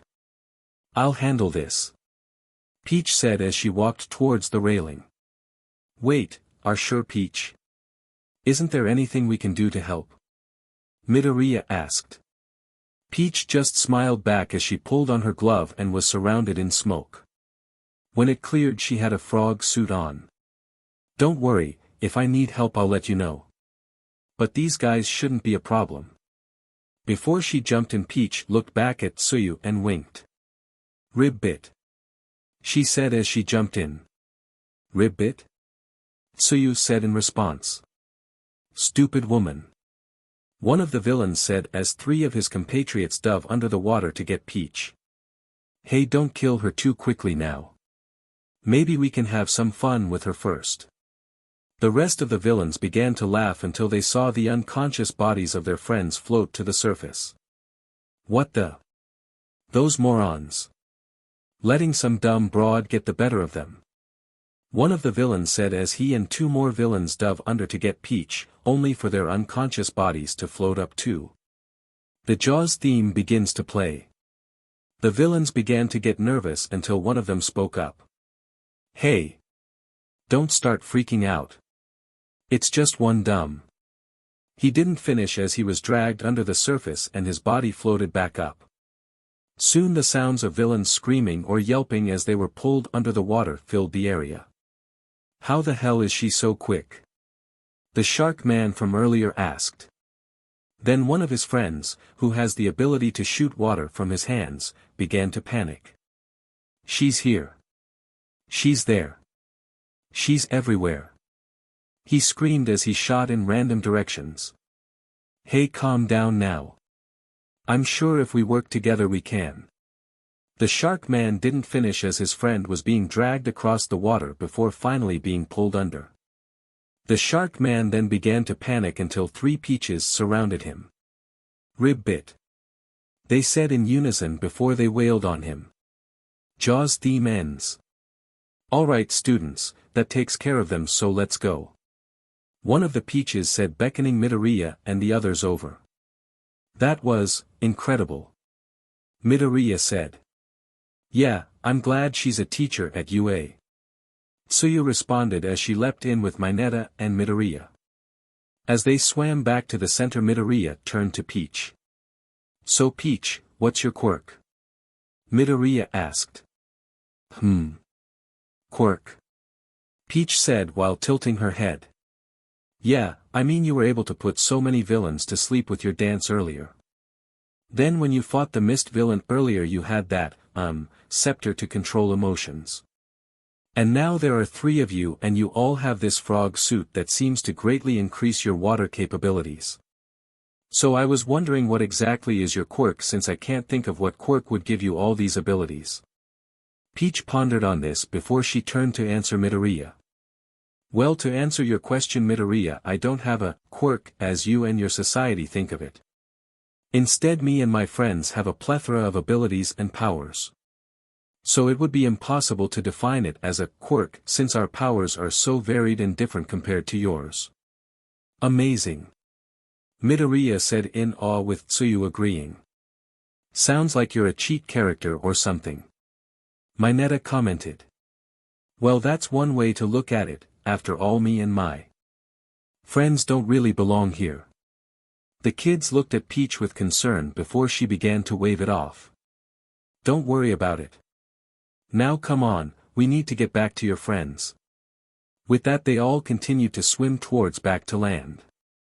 Meanwhile, with Mario's group, Mario and Luigi were still going toe-to-toe with Nomu and keeping him busy while Aizawa was taking care of the lower villains. After watching them for a bit, Tamura Shigaraki made his move and charged towards Aizawa. Aizawa saw Tamura rushing in and threw an elbow at him, but Tamura caught it and something happened. You know, Eraserhead, you really shouldn't push yourself too strong. You might just fall apart. Shigaraki said as Aizawa's elbow began to decay rapidly. Aizawa instantly activated his quirk and pushed Shigaraki away, stopping the decay of his arm. But the muscle underneath was already exposed and his arm rendered useless now. You know, it was strong to get a read on you because of all your jumping around earlier, but I found you tell. It's your hair, when it stands up it means your quirk is active. Most people wouldn't be able to pick up on it since your quirk is activated through your eyes and you use those goggles to keep people guessing on who you're looking at. Really impressive, but still your quirk is not suited for long drawn-out fights against a group. Shigaraki stated before turning and glaring at Mario and Luigi, who keeping Nomu at bay. By the way, who are those 2 freaks? How are they keeping up with my Nomu? Aizawa smirked at Shigaraki's question, which only angered the villainous team. Them. They're heroes who you have no hope of defeating. Aizawa said as he put his damaged arm into a makeshift sling made from his scarf. And by the way, you really shouldn't worry about me since I've been through worse. Oh, and I'm not the strongest one here, they are. Really? Well, good thing Nomu is stronger. Nomu. Finish them off now and come and kill this arrogant butt. Nomu complied and tried to crush the Mario brothers with his fist, but Mario and Luigi were too agile and dodged the attack while launching their own and sending Nomu skidding backwards. Are you kidding me? Nomu. You were made to kill All Might. Don't let these mustached wannabes beat you. Nomu once again charged at Mario and Luigi and clashed with them head-on. Meanwhile, at the edge of the battle, Midoriya, Mineta, Tsuyu, and Peach were watching the battle. Wow! Those two are amazingly strong. Tsuyu said. Yep, they are our kingdom's greatest heroes. Oh, by the way. Peach said before she slapped the back of Mineta's head. What was that for? Mineta yelled while grabbing the back of his head. That was for what you were trying to do earlier, you little perv. Did you think I didn't notice you trying to grab my chest while we were swimming here? Seriously? Midoriya said in annoyance. Really, Mineta? Tsuyu asked. What? I thought I was going to die today. I can't leave this world without knowing what a woman feels like. Midoriya and Tsuyu were shocked by his explanation, and Peach's eye began to twitch with anger. Alright, listen here, you little pervert. Peach yelled as she made Mineta face her. You are going to stop these little antics of yours right now. Because if you don't, I can guarantee you that you will die alone, as there is no bigger turn-off for a girl than a cowardly pervert like you. The only men who can get away with your kind of behavior are either really handsome or really rich, neither of which apply to you. Cowardly. Did you miss the fact that I'm in the hero course? Mineta rebutted. I'm starting to believe you must have cheated somehow, because your earlier actions weren't very heroic. I'm just a kid. And those were real villains. What kid wouldn't be terrified of that? What about Midoriya or Tsuyu? They weren't crying like a baby while peeing themselves. They kept their cool while staring down those villains. Mineta looked to Midoriya and Tsuyu, who had a worried expression on their faces, and then he looked back to Peach. I just. Mineta was trying to explain himself but couldn't seem to find the words and looked like he was about to cry again. Look, Mineta, I'm sorry for snapping at you like that. But please stop those perverted actions, okay? I understand you like girls, you're about that age, but no girl is going to want to be with someone who doesn't respect personal boundaries. If you keep that up, it'll just drive them all away. Peach explained. Okay. Mineta began to compose himself after that talk. She's good. Tsuyu commented. Okay then, let's see how the battle is going. Following Peach's instruction, the three joined her and watched the fight from a safe distance. Mario and Luigi were still going toe-to-toe with Nomu, while Aizawa and Shigaraki had just backed off from each other after another clash. That's strange. Peach said. What is it, Peach? Midoriya asked.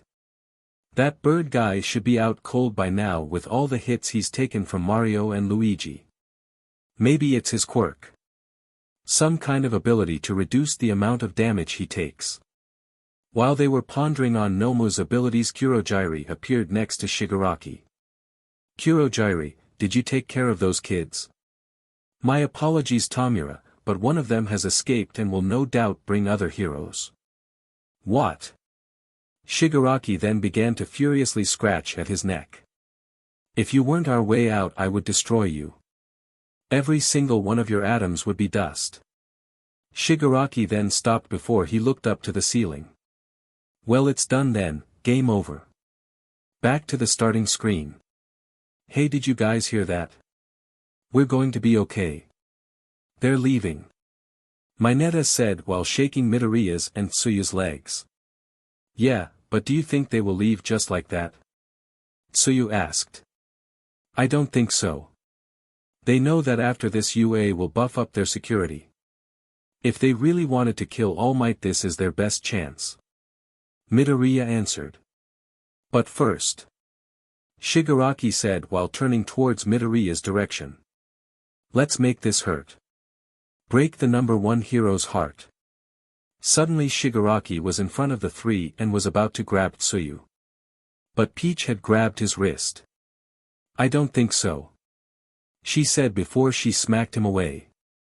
Peach had slapped him strong enough to launch him back to where he was and knock off one of the hands covering his face. You bitch. That hurt. Shigaraki yelled while he picked up the fallen hand and placed it back on his face. You. Kurogiri yelled.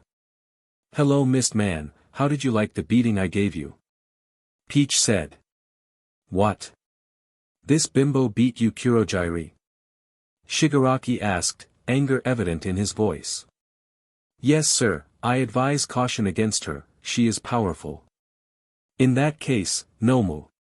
Nomu then turned away from the Mario brothers and charged towards Peach. But as Nomu threw a punch at her, Mario jumped in at the last second and met the attack with a giant fireball. Nomu was blown back and his arm was blown away. Holy CRP. Mineta said after watching the power and speed Mario displayed. However, Nomu began to get up and his arm grew back. What the? His arm just came back. Midoriya said in horror. How's that fair? Mineta yelled. Stay behind us you three. Peach said as Luigi stood next to Mario as they faced Nomu. Shigaraki began to laugh like a madman at the reactions of the students. Finally something good happens. You see, Nomu here is quite special, he was made to kill All Might after all. He has multiple quirks in him that were chosen as the perfect counter to All Might. Multiple quirks, but that shouldn't be possible. Midoriya said. Oh, but it is, you brat. He has shock absorption and high-speed regeneration. Basically he's a highly efficient punching bag that punches back. So that explains how he's still standing after all the hits he's taken from Mario and Luigi. Peach said. Correct, you pink bimbo. I have to admit, I wasn't expecting someone like these two mustached freaks here, but it appears to have been a blessing in disguise. After all, if he can beat these two, then All Might will be no problem. Are you sure about that? In case you haven't noticed, Mario and Luigi have been winning the whole time. Oh, I've noticed, but how long can they keep that up? Nomu also has infinite stamina, he'll never get tired, while those two will eventually succumb to fatigue. So unless you can put down Nomu for good, it's only a matter of time before he wins. But wait, isn't it against the hero's code to kill? Quite the conundrum you have here now. Well, I'm not officially a hero and I have no problems with turning Nomu into a bunch of gold coins. Wouldn't be the first monster we put down for good. Mario said while scratching his chin, causing everyone, besides Luigi and Peach, to stare at him with shock. No, Mario. Aizawa said. I don't know how you did things back where you all are from, but we don't kill here. We need to find some way to detain him. Mario began to think before his eyes widened with an idea. Didn't we have someone who can make large amounts of electricity? Mario asked. Yes, his name was Denki Kaminari.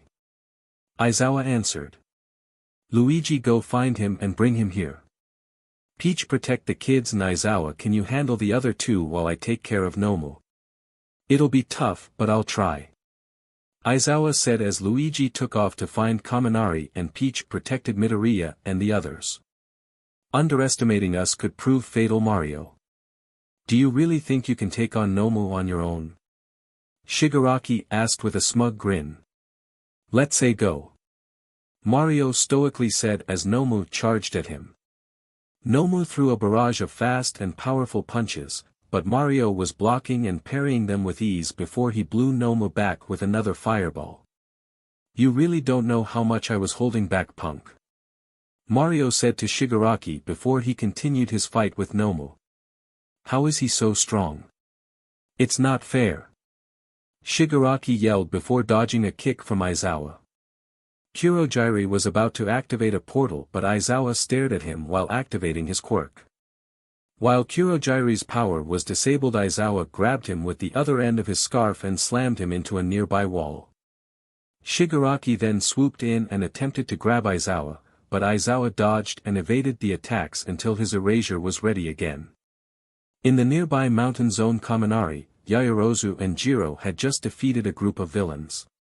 They were unscathed thanks to Peach thinning out the villains' numbers early on, but the villain who was jamming the communications had appeared from underground and took Kaminari hostage. He was about to kill him when... Bark! Polterpup appeared suddenly and bit into the villain's other hand. Arg! Let go, you DMN mutt! The villain screamed in pain.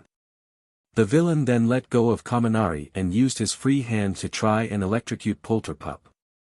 But Polterpup was completely unaffected by the electricity. Can't kill a ghost. Luigi said as he stomped on the villain and then punched him in the gut and into the wall nearby, knocking him out. Are you kids okay? Luigi asked the students.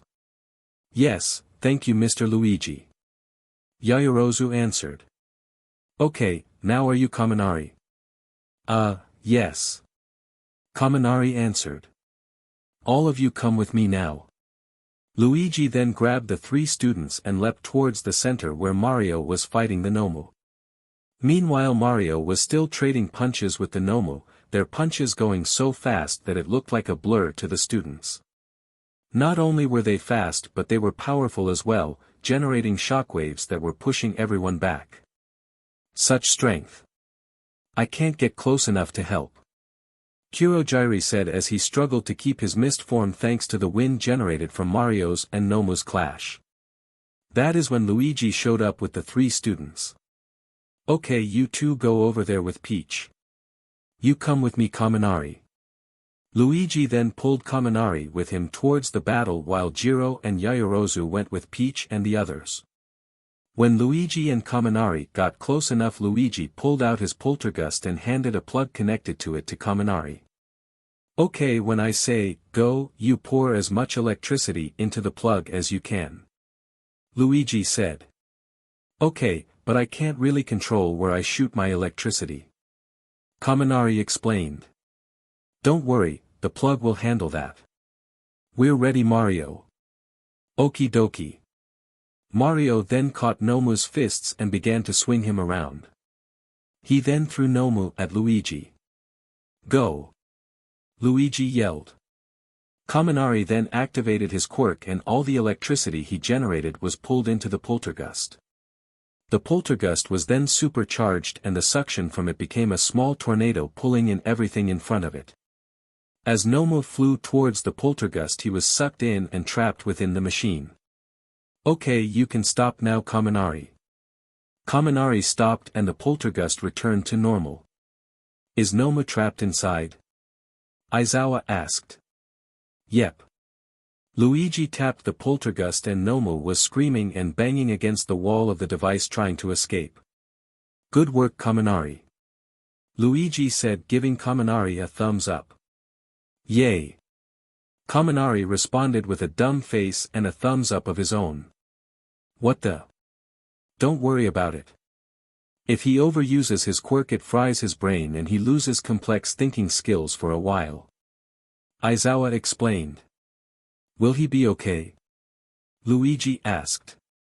Yes, he'll be back to normal after about an hour. No, that's not fair. How could you do that to my Nomu? You bunch of cheaters. Shigaraki yelled, getting everyone's attention. Mario was about to attack when Shigaraki placed his hand on the building next to him and destroyed the foundation, causing it to fall sideways. Look out! Mario yelled as he rushed towards Bakugo, Todoroki and Kirishima who were about to be crushed. Mario caught the falling building saving the kids, but Shigaraki and Kurogiri took advantage of the distraction to escape. After Mario placed the building to the side and made sure that Bakugo and the others were safe, he began to tie up the unconscious villains with the help of Zero. Meanwhile Luigi went around the disaster zones to help any other lost students while Peach helped Aizawa and the others back up the stairs. Is everyone alright? Aizawa asked. We're all fine, but 13 was injured thanks to that mist villain. Uraraka answered as she and Mina helped 13 stand up. I'm injured but I'll live. 13 said, reassuring the rest of the class. That was so scary. Mina whined. Yeah, but thank goodness those other teachers were here. I can't imagine what would have happened if they didn't help. Sato said. I know, right? The way Mario fought that bird thing was awesome. He was just like All Might. Kirishima said. As the students were gushing over Mario and his friends, the doors to the USJ busted open. It's okay students, you have no need to fear. And do you know why? Because I am. Too late. Mario said, interrupting All Might's entrance. We already took care of it, All Might. Oh really? Well, that's good. Yes, well done, Mario. All Might said, giving his signature smile and thumbs up. Where the hell were you? Aizawa asked while glaring at All Might, anger and frustration evident in his tone. Oh, well, you see, Aizawa, I'm in trouble, aren't I? All Might asked with a bead of sweat forming on his forehead. Ida arrived with the teachers of UA shortly after All Might's arrival. But all the teachers were surprised that the incident was already resolved by Mario and his friends. Would you look at that? Seems that our new hires took care of things before even All Might arrived. Midnight said. It would appear so. It is quite fortunate that Mario and his friends were here to prevent any casualties. Nizu said as Vlad lifted him off of his shoulders and onto the ground. But the job is not over yet. Go around the disaster areas and help any of our students and arrest any villains you come across. Yes, sir. The teachers replied. That is when Nizu noticed All Might carrying an injured Aizawa and 13. Oh dear. Ectoplasm, if you would be so kind as to help Aizawa and 13 to the infirmary. Of course. Ectoplasm created 4 clones to help his fellow teachers. My arm is damaged, not my legs, so I can still walk. Aizawa said as All Might put him down. 13 seems to have gotten the worst of it. Help her. The ectoplasm clones carried 13 to the infirmary while Aizawa followed. Nizu then turned to Mario, who was still being praised by the students. Mario, I'll need a report on what happened here. Okie dokie. Mario said with a thumbs up. In an unknown bar. A portal opened up and Shigaraki and Kataguri came out of it. Shigaraki was still angry that some random mustache man was able to humiliate him so much. He was furiously scratching his neck when. So how did it go? An unknown voice came from a TV screen showing static and audio only on it. You lied, Mstr. That Nomu was pathetic. Shigaraki yelled.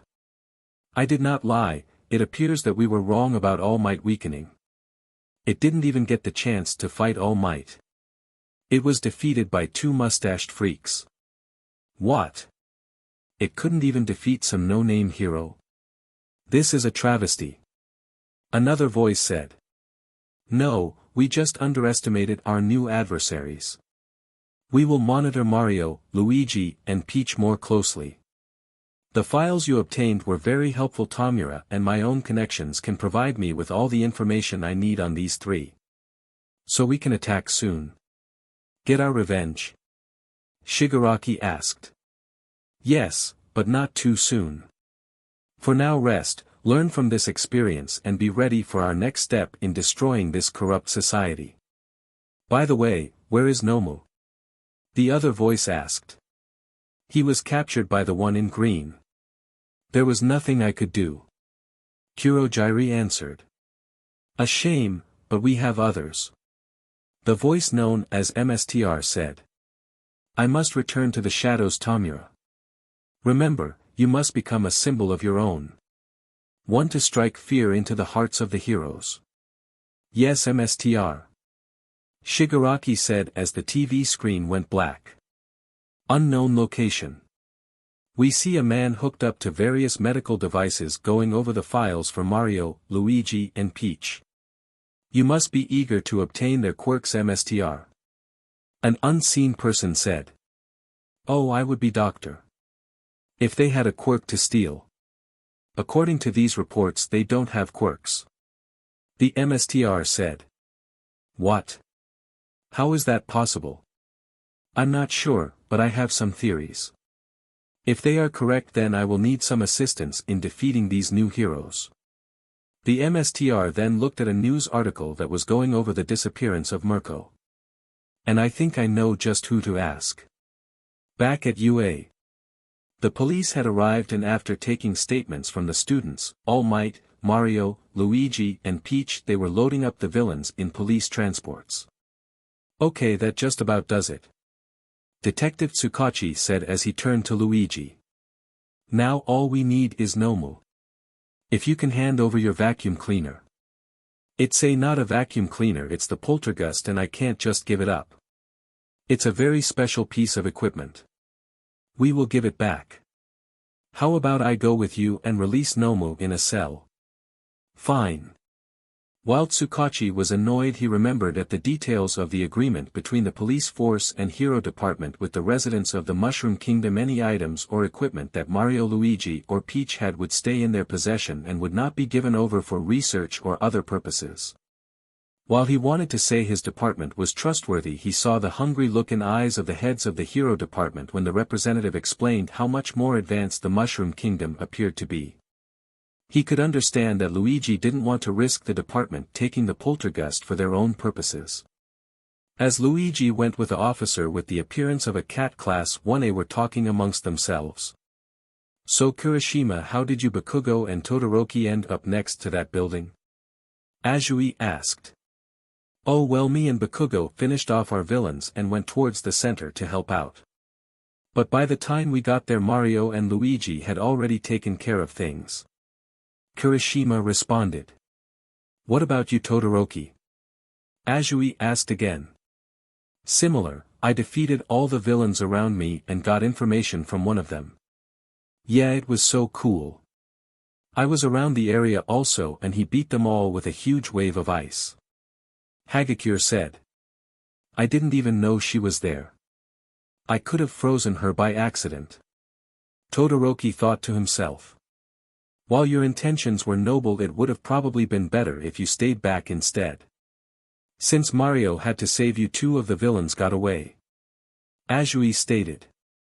What was that? Are you calling me weak, frog face? Bakugo yelled. Am I wrong? Azui asked before letting out a ribbit.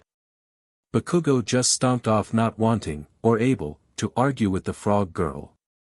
With that, all the students were sent home after being notified that the teachers were fine and none of the students were injured.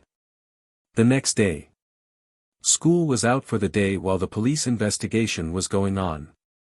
Peach was coming out of a tea house relaxing after yesterday's events. She was now in casual clothing, a pair of blue jeans and a pink long-sleeve shirt with dark pink heels.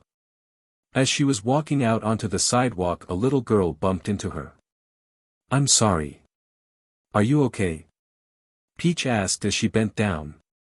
However, when Peach saw the girl, she noticed that she had various bandages on her arms and legs.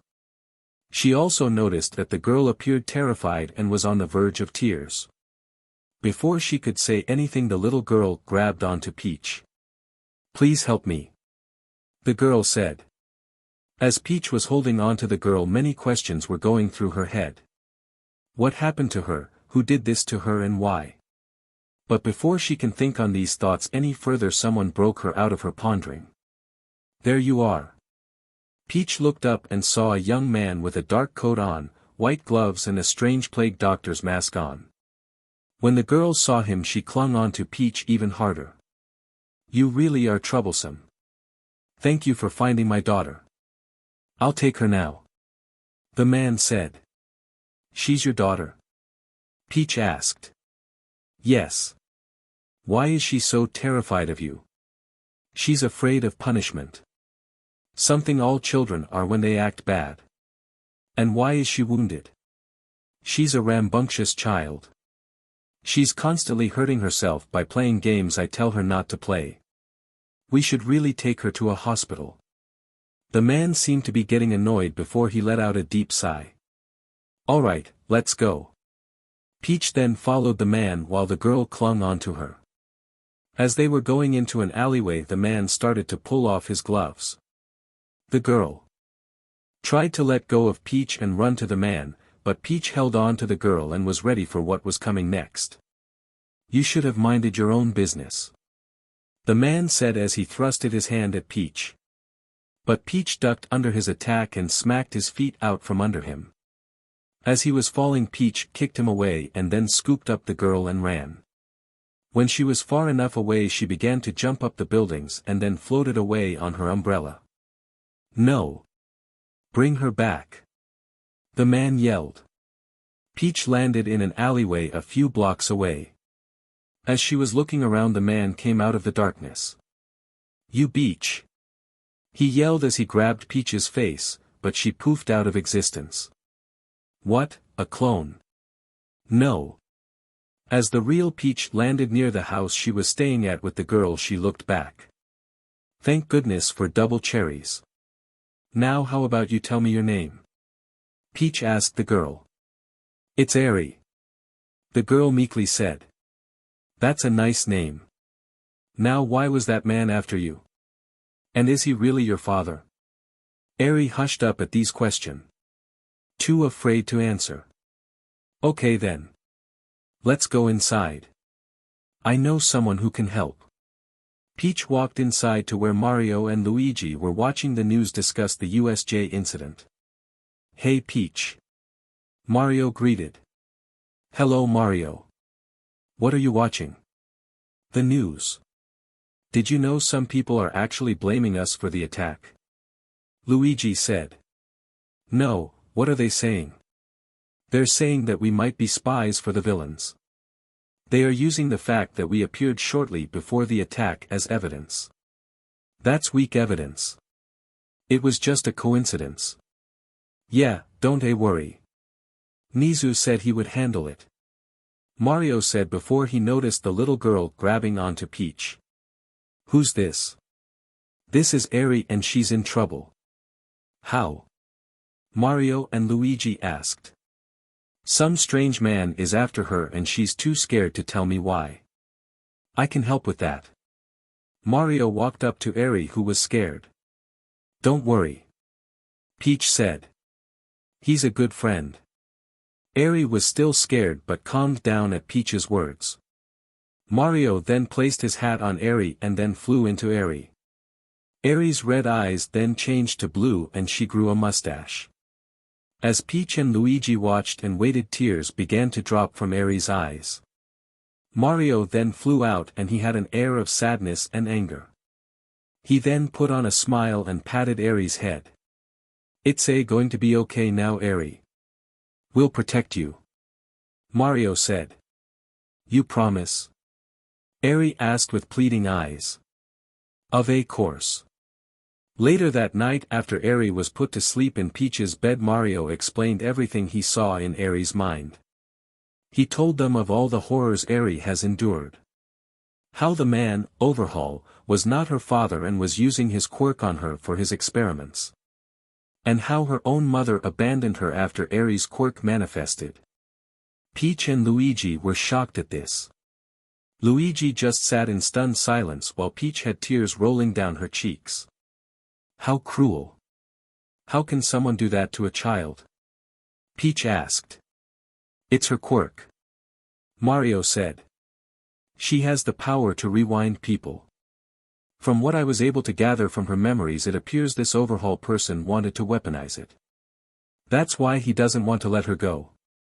Oh my. What do you want to do Mario? What I'd said I'd do. I'm going to protect her. But Mario, what about the police around here? They'll want to take her into foster care or something. Luigi said. I won't let them Luigi. They already failed her and I won't let that happen again.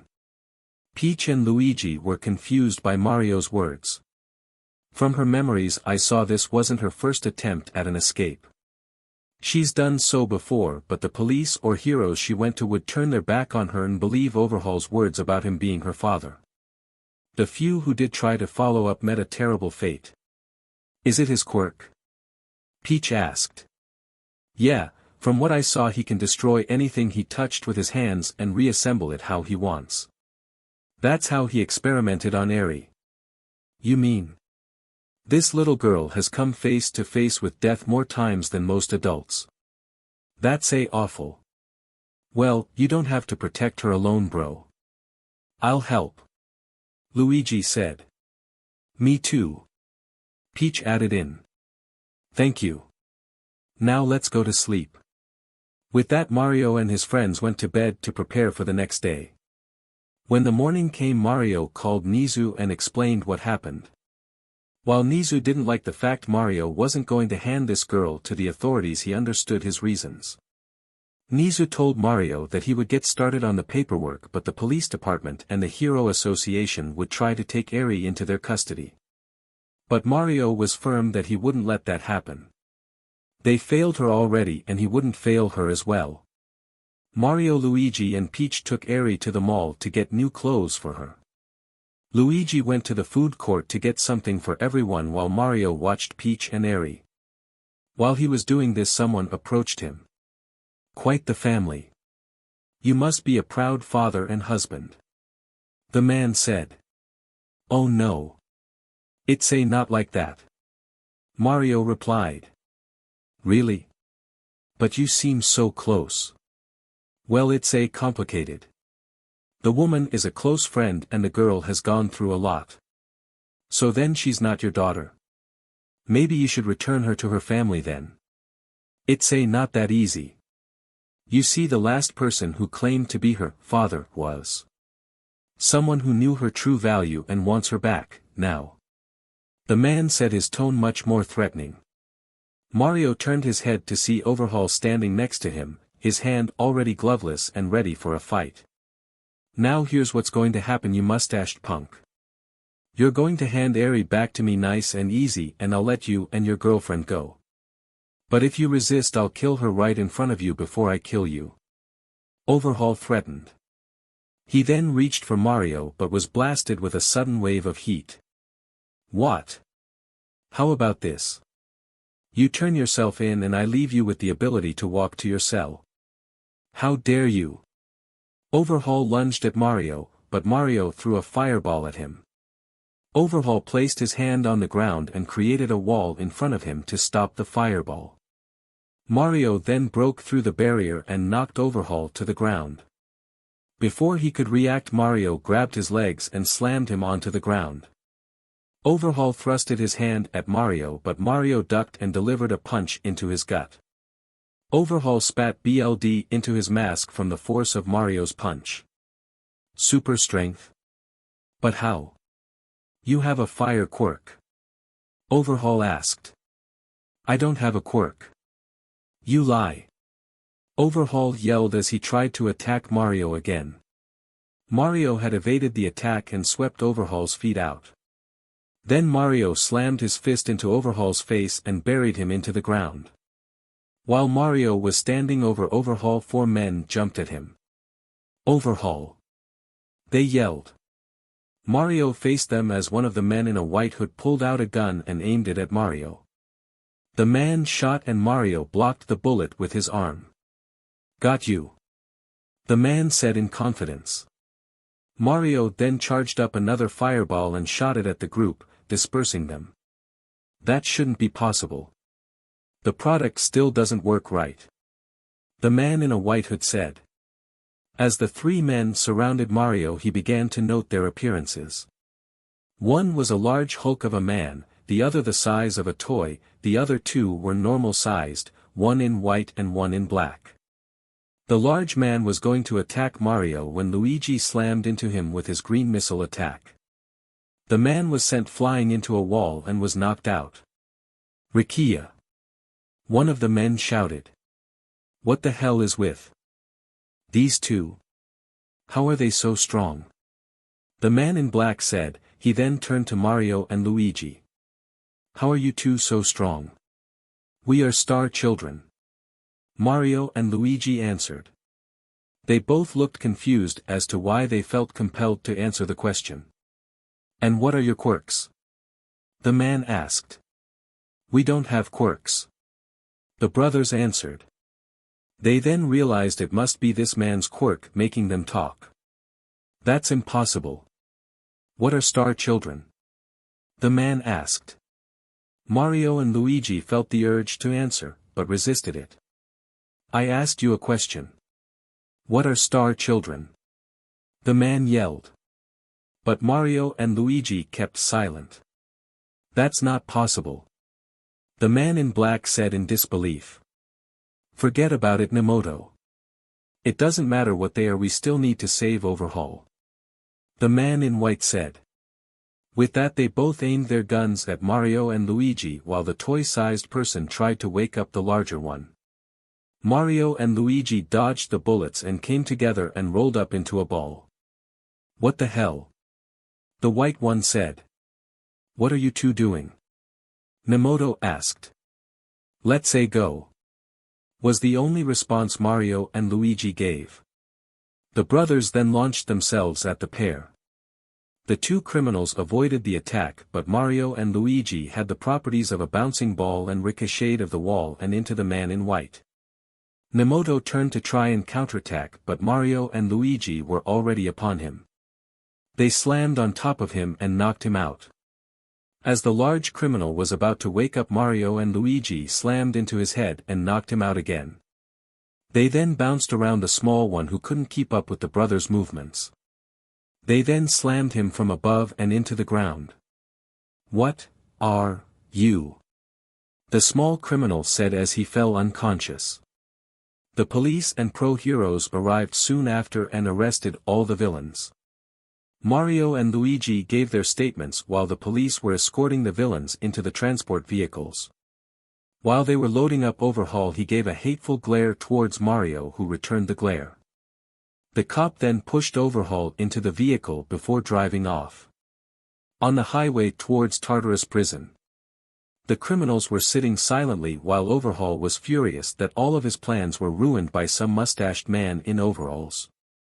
As he was contemplating how this all happened, the vehicle abruptly stopped. What the hell is that? The cops sounded panicked, then gunshots began to ring out and the screams of the officers could be heard.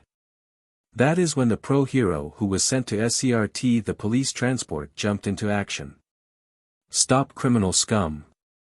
I won't allow you to, That didn't last long. Overhaul commented. He was curious as to who was doing this. It can't be his group, this was too efficient. Plus if it was Rappa, then the sound of fighting and collateral damage would fill the air. Whoever this was deathly efficient. The officers only fired a few shots before they were silenced and the hero didn't even have a chance to use his quirk. The doors to his prison was then ripped open and the officers and the hero stood there, but they were covered in a dark substance and had glowing yellow eyes. In the center of them was a tall woman with rabbit ears and a dark cosmic cloak. Kai Chisaki? The woman asked. To whom do I owe the pleasure? I am Cursa and I believe we can work together. What would I gain from this partnership? Something that I know you want. Power to defeat Mario and continue your plans to erase quirks from existence. How did this person know about his plans? He'll find out later. Very well, Cursa. Let's talk. At the police station, Mario and Peach were in a room having a discussing Aries situation with Detective Tsukachi and the Hero Association representative, who introduced herself as Kata Shirami.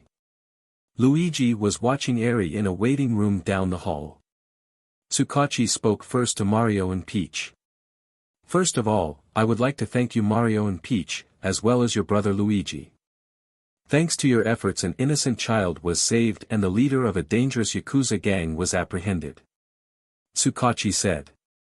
But on that same matter, we request you hand over possession of the child to the proper authorities. Shirami said. What do you mean, possession? Peach asked. A poor choice of words. Tsukachi intervened. What she means is to let us of the Japan Police Force and the Hero Association take care of Eri. We will make sure she is properly looked after. You mean like before? You know, like all the other times Eri went to the police and heroes.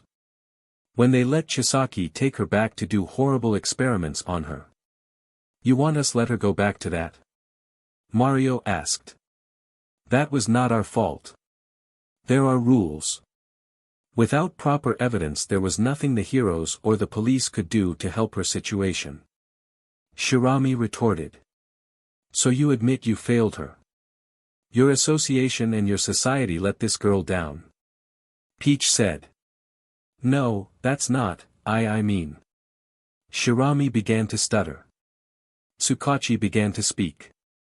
Listen, I understand where you're coming from. But what happens when you leave? What if we find the power stars and Cursa within a week and you have to go home? What happens to Eri then? Oh, that's easy. Mario said, getting Tsukachi's and Shirami's attention. She's coming with us.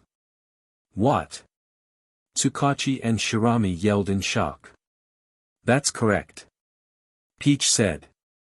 We plan to bring Eri back and make her an official citizen of the Mushroom Kingdom. How? Tsukachi asked. Through adoption. Me and Mario will adopt her, after we get married of course. You can't. Shirami screamed. Everyone just looked at her in shock and confusion. What I mean is, you can't just take Eri. She has a home and a family here. Family? You mean the mother that abandoned her, who you still haven't found by the way? Or her comatose grandfather, who is also a Yakuza boss?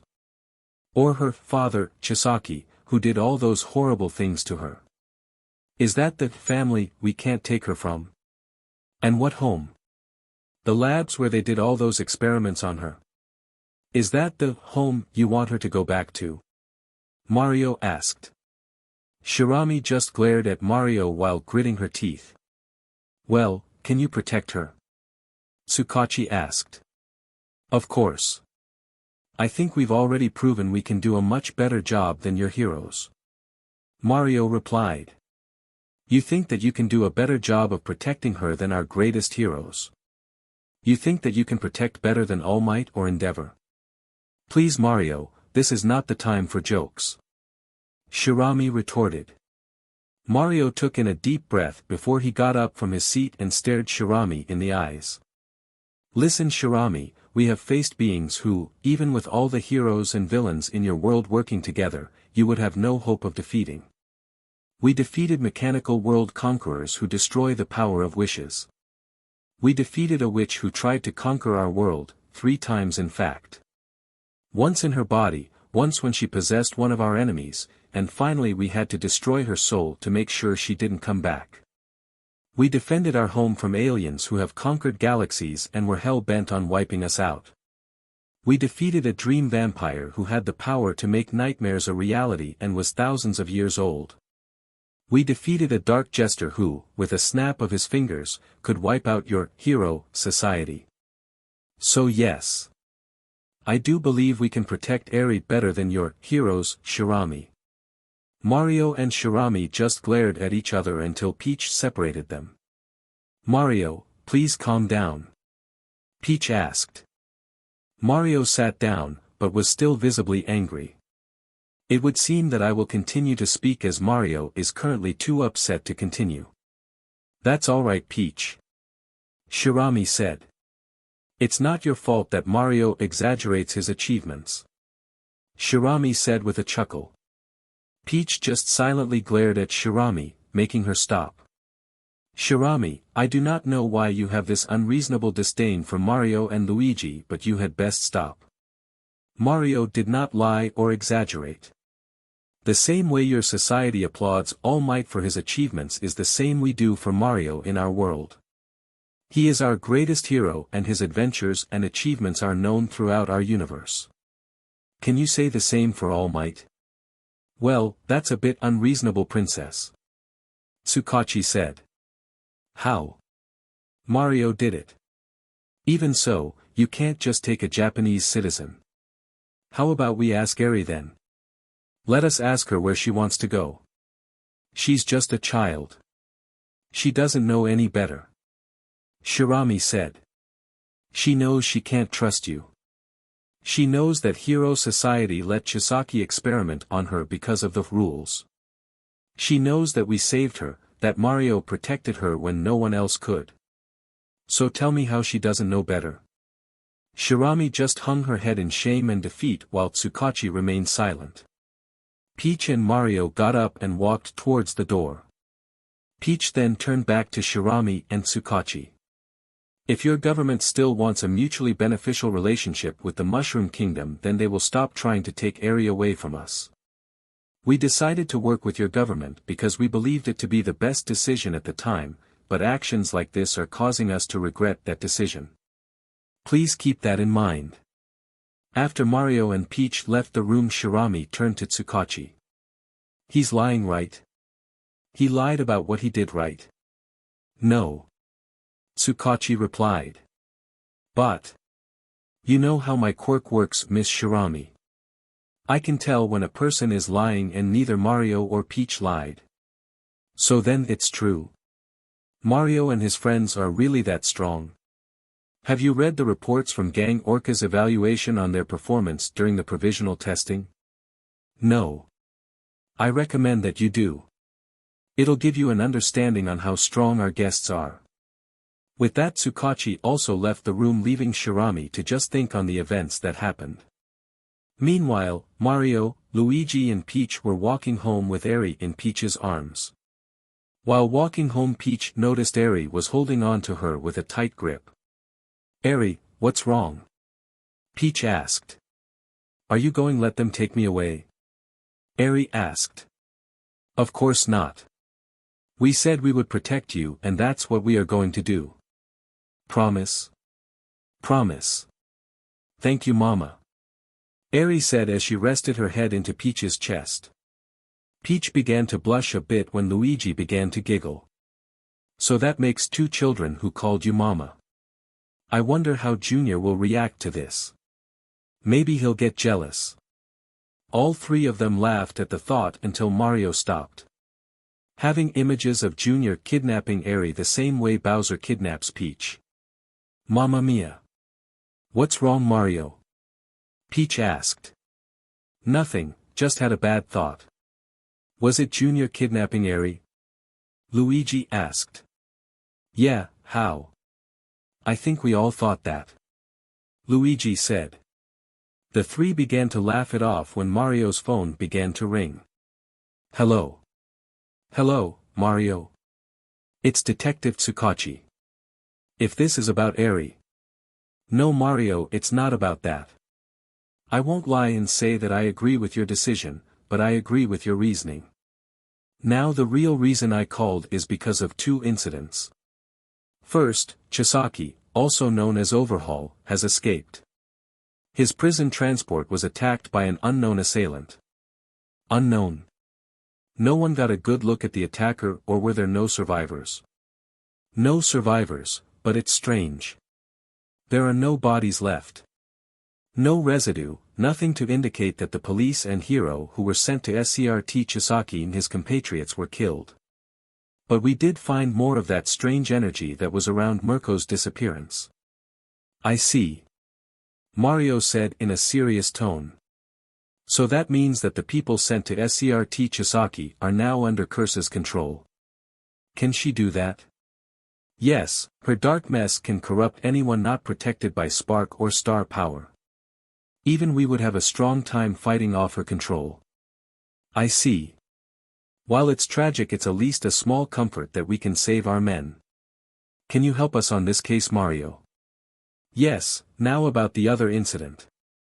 Hawks, one of our top heroes, has come across a strange object at the Bay Area near the industrial part of the city. Luckily the area is empty right now, so only the police department and the Hero Association know about it. But we can't get through this energy barrier around the object. Scans show that it has a similar energy reading to Power Stars, so we were thinking you and your friends could help us out. Okie dokie. Just send us the location and we'll be there. Mario then hung up the phone with Luigi and Peach looking at him with worried expressions. What's a wrong, bro? Luigi asked. Cursa.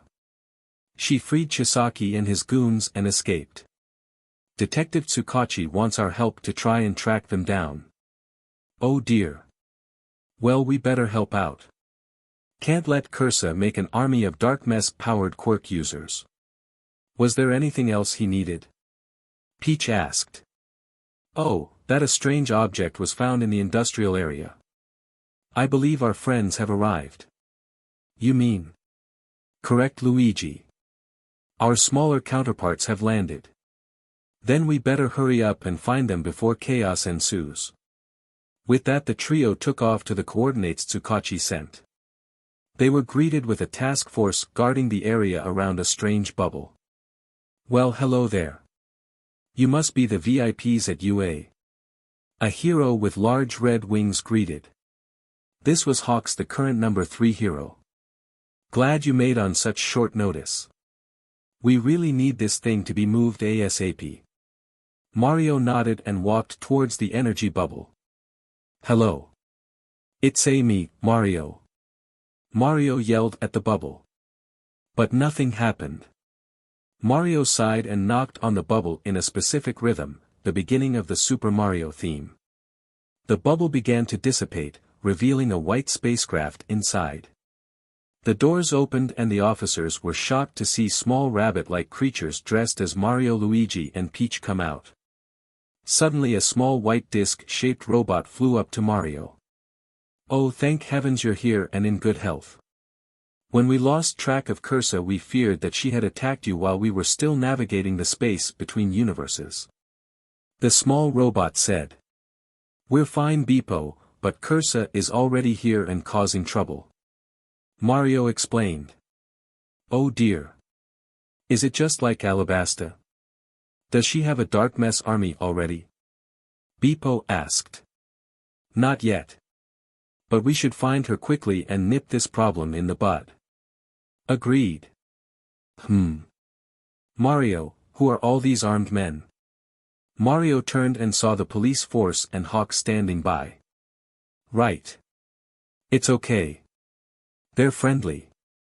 The police force lowered their weapons and riot shields upon hearing that while Hawks approached. Good to hear. So who are your friends, Mario? Hello, good sir. I am Beepo, a robotic assistant to Mario and his friends in their fight against Cursa. You might want to keep that information on the down low. We're trying to keep Cursa a secret from the public. Really?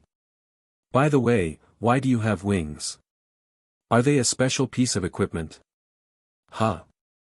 Oh right. You don't have quirks where you come from. Quirks. I'll explain later, Beepo. Mario said. Right. They may be your friends, Mario, but we still need to bring them in for questioning. Hawk said. Okie dokie. I better come with them. Why? Have some information they can't share. No, it's just, well, things tend to get a bit chaotic with these guys. Trust me, it's best if I'm around. Okay. Hawks replied in a confused tone. With that, Peach and Luigi took Eri back to their house while Mario went with Hawks and the rabbids back to UA for an interview and evaluation on these new allies. It was also determined that the spacecraft could be hidden at UA for now as it had plenty of space and security, only beaten by Tartarus, this world's maximum security prison. So alright folks, that's all for today. Stay tuned for part 3. Do subscribe, like and share for more such videos. Also check out the story and author The Crimson Yinglet on FANFICTIONnet. Press the bell icon to be notified first on release. See you in the next video. Till then, goodbye.